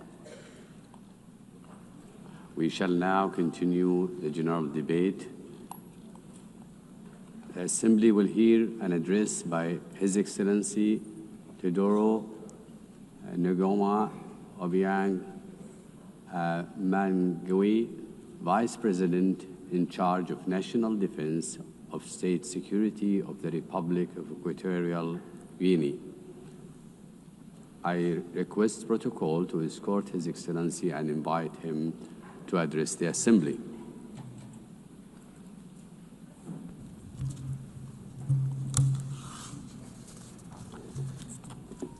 Excelentissima. Your Excellency Ms. Annalena Baerbock, President of the 80th session of the United Nations General Assembly, Heads of State and Government, Heads of Delegations, Excellencies, Your Excellency Mr. Antonio Guterres, Secretary General of the United Nations, ladies and gentlemen, I am honoured to take the floor on behalf of His Excellency Obiang Nguema, President of the Republic of Equatorial Guinea, to share with you my country's most dearly held convictions at this 80th session of the General Assembly, being held at a time in which the world is calling for a fairer, more equitable and effective international system. Madam President, 80 years ago, the founding states established this organization, aspiring to build a multilateral system based on cooperation, respect for international law, and the dignity of all human beings. This commitment was enshrined in the United Nations Charter. That charter remains a lodestar for states' collective action. Today, under the theme Better Together, 80 years and more for peace, development and human rights, we celebrate important achievements. The UN, over these 8 decades, has been a universal forum for dialogue and a space for international cooperation. It has helped to avoid conflicts. It has supported decolonization processes. It has promoted sustainable development. And it has served to pique our moral conscience in service of human rights. However, this anniversary must serve as an opportunity for critical self-reflection. It would be a mistake to simply mark the anniversary and not to recognize the woeful shortcomings of our multilateral system. Excellencies, the peoples of the world trust in the United Nations to tackle the major challenges of our time. Armed conflicts, violence, climate change, growing inequalities, migration crises, cyber threats, and the lack of technological transfer are all some of these challenges. However, all too often, the response provided to those challenges has fallen short. The United Nations has been brought to a standstill by individual interests and straitjacketed by an institutional platform which no longer reflects the reality of today's world. Talking about leaving no one behind becomes meaningless if millions remain marginalized in systems of dependency and exclusion. The Security Council, the body responsible for upholding international peace and security, is perhaps the clearest example of the extent to which the United Nations is out of step. 8 years after its inception, the UN's membership structure remains rooted in the geopolitical state of play we had in 1945, and not that we see in the 21st century. Consequently, the United Nations' legitimacy and representativeness are quite rightly called into question. Security Council reform is an urgent need. Without that reform, the Security Council will continue to be perceived as an exclusive club of historical privileges, powerless to respond legitimately to current threats. Africa is demanding what is hers by right: full and permanent representation on the most important security organ in the world. We want to see an international governance system which serves the interests of all of us, not those of an elite. We demand a Security Council which represents the world of today, not the world of yesterday. Let us take real steps forward towards collective action which is more democratic, more equitable and effective. If not, we risk finding ourselves with a United Nations which is increasingly on the sidelines and one which holds less and less weight in the international arena. Our commitment with this organization remains intact. We believe in the United Nations. We believe in the strength of international law and the force it holds. We believe in international cooperation as the only way to address challenges which no nation, however powerful it may be, can resolve alone. Our commitment is not unthinking. Rather, it must be rewarded with results, reforms, and a UN that can move with the times. On this anniversary, we must recall that peace, development, and human rights are inextricable pillars. Peace is not sustainable without development. Development is false if it is not rooted in dignity and rights for all. As such, let us state here again that we remain steadfast in our support for Agenda 2030, despite the fact that we recognize difficulties and delays in its implementation. Agenda 2030 is a collective commitment which reflects our desire to build a world free of poverty, free of hunger, and with dignity for all. However, we have less than a decade to fulfill it, and the pace of progress is all too slow. Excellencies, climate change is the greatest threat of our age. The most vulnerable nations pay a disproportionate price for climate change. At the same time, major emitters drag their heels with commitments. Climate justice is not a token gesture. It is a moral and legal obligation. Equatorial Guinea also defends the principle of sovereignty between states. Every people has the right to design its own development model, free of interference and arbitrary sanctions, which undermine their independence. We must believe in a world of peace and create one, a world in which no country is considered an enemy for being the friend of another.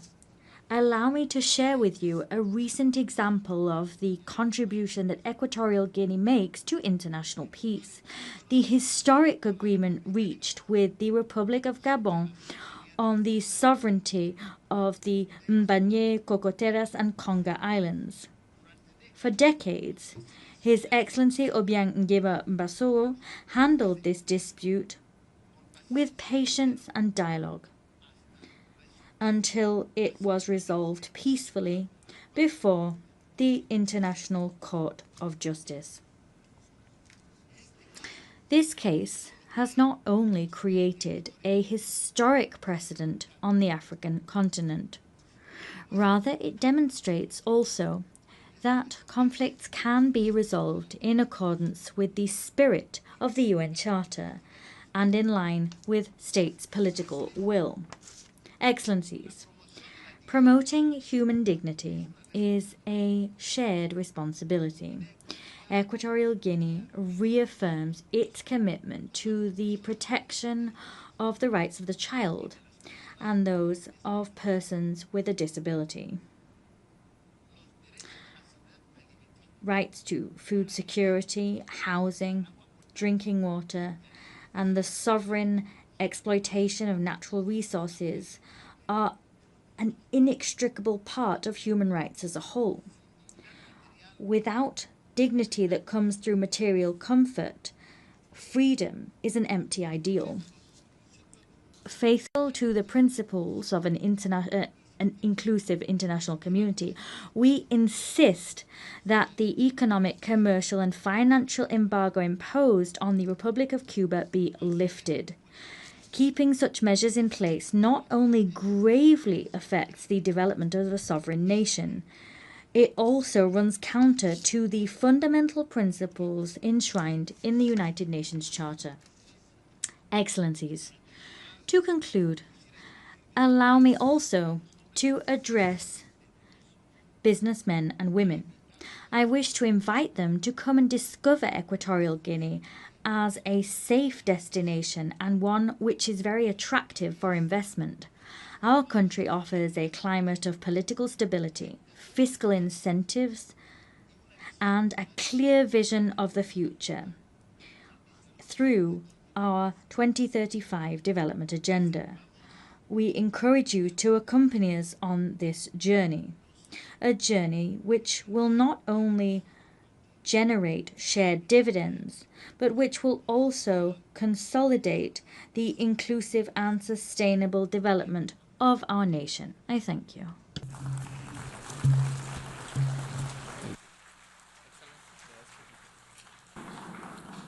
On behalf of the Assembly, I wish to thank the Vice President in charge of National Defense and State Security of the Republic of Equatorial Guinea. The Assembly will hear an address by Her Excellency Josephine Joseph Lago, Vice President of the Republic of South Sudan. I request protocol to escort Her Excellency and invite her to address the Assembly.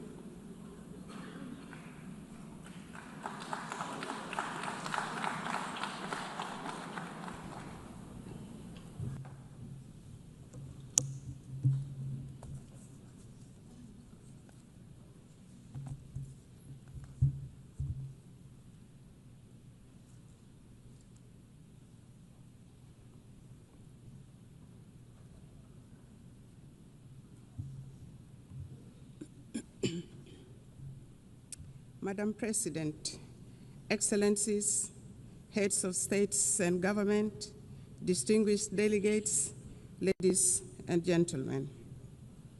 I bring you warm greetings and best wishes from my President, His Excellency Salva Kiir Mayardit, the President of the Republic of South Sudan.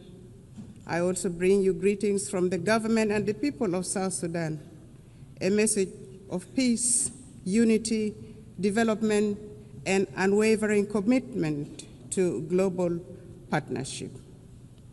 I wish to extend my sincere congratulations to you, Madam President, on your election to preside over the 80th session of this esteemed Assembly. I also express appreciation to the General Secretary, Antonio Guterres, for his steadfast commitment to advancing the principles and objectives of the United Nations. The theme of this year's session, Better Together, 80 years and more, for peace, development, and human rights, resonates with the objectives and aspirations of our country. South Sudan is the youngest country in the world and the 193rd member of the United Nations. After 50 years of brutal armed liberation struggle, it gained independence in 2011. Unfortunately, 2 years later, the country descended into an internal civil war. With the support of regional and international community, a peace agreement was signed between the warring parties in 2018, known as the Revitalized Agreement for the Resolution of the Conflict in South Sudan. This led to the formation of the current revitalized transitional government of national unity, a coalition government comprising the warring parties, other peace partners, and stakeholders. The peace agreement has provisions on governance structure, security sector reforms, transitional justice mechanism, economic sector reforms, and Truth and Reconciliation Commission. The agreement also stipulates 35% affirmative action on women representation at the national, state, as well as local government levels. The presidency consists of a president and 5 vice presidents, 2 of whom are female, thus achieving 40% of female representation at the highest level of government. In the first phase, the unified forces have been trained, some of the forces have been deployed, and the rest are waiting deployment. The second phase of the security sector reforms is due to start imminently this October 2025. This will complete the second phase of the second protocol of the agreement. Other protocols, including public finance management reforms, are ongoing. Transitional justice mechanisms are in progress, and the Truth and Reconciliation Commission will be established under the auspices of the African Union. Although the implementation of the peace agreement has been slower than we would have wanted due to financial constraints, some of the members of the international community have been contributing in kind.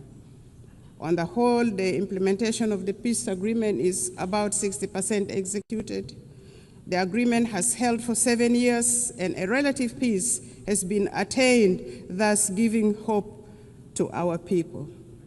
Many South Sudanese have returned from the neighboring countries and the diaspora and are rebuilding their lives and contributing to national development. Work is ongoing, including preparations for general elections in December 2026.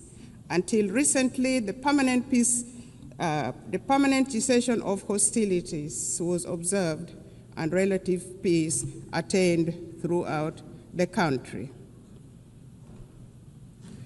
Climate change and environmental sustainability. South Sudan is one of the countries adversely affected by the impact of climate change, despite contributing minimally to global emissions. For the last 5 years, our country has suffered recurrent floods on the one hand and prolonged droughts on the other, thus contributing to crop failures, biodiversity loss, and mass displacement. These challenges intensify food insecurity, undermine livelihood support, and threaten social stability. In this regard, the government of the Republic of South Sudan calls on equitable and predictable climate financing to strengthen adaptation and resilience. The Paris Agreement and subsequent COP summits made commitments which must be honored. South Sudan requires support in technology transfer, capacity building, and foreign direct investment in national frameworks such as the South Sudan Development Plan, nationally determined contribution, and national adaptation plan. This support is essential to address the intertwined challenges of development and environmental stability. The global community cannot afford to ignore climate injustice. Collective action is imperative for these challenges which transcend national borders to be addressed effectively. South Sudan has embarked on planting of 100 million trees by 2030, expanding renewable energy generation and strengthening water infrastructure with women, youth, and people with disabilities at the center of these efforts. Our commitments to sustainable development goals. At independence, South Sudan inherited rudimentary state structures and hardly any infrastructures such as roads, electricity. We inherited poor health care, inadequate educational infrastructure, abject poverty, and food insecurity. The SDGs are aligned to our national priorities. For example, each vice president is in charge of a cluster which includes governance cluster, economic cluster, service delivery cluster, infrastructure cluster, and gender, youth, and humanitarian cluster. Madam President, the 2030 Agenda remains a vital framework for peace and prosperity. South Sudan has made some remarkable progress in agricultural transformation, including commercialization and value addition, which will create jobs for women and youth, including in crop production, livestock, and fisheries. This will enable people to produce their own food rather than relying on imported foods.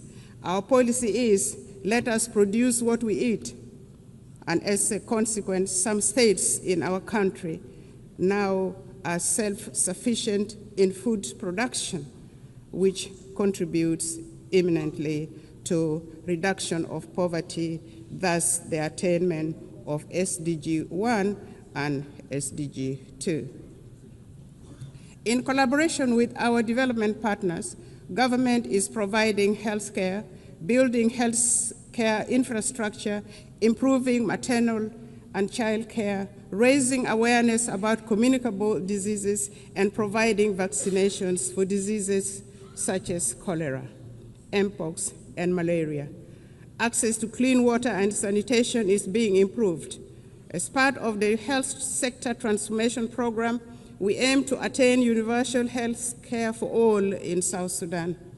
The recent pandemic outbreaks around the world revealed the urgencies of strengthening health systems and equitable vaccine access.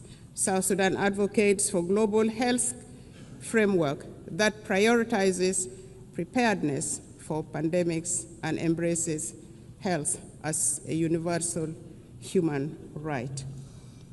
In his latest statement to Parliament in June 2025, His Excellency President Salva Kiir Mayardit identified education as a key priority area for the government. There is improved enrollment in primary schools and secondary schools, and many young people are aspiring now to go to universities and colleges. Enrollment has risen from 300,000 to 2.1 million children, with gender parity in primary schools nearly achieved. This is a remarkable national achievement. There is focus on teacher education to improve the overall quality of education.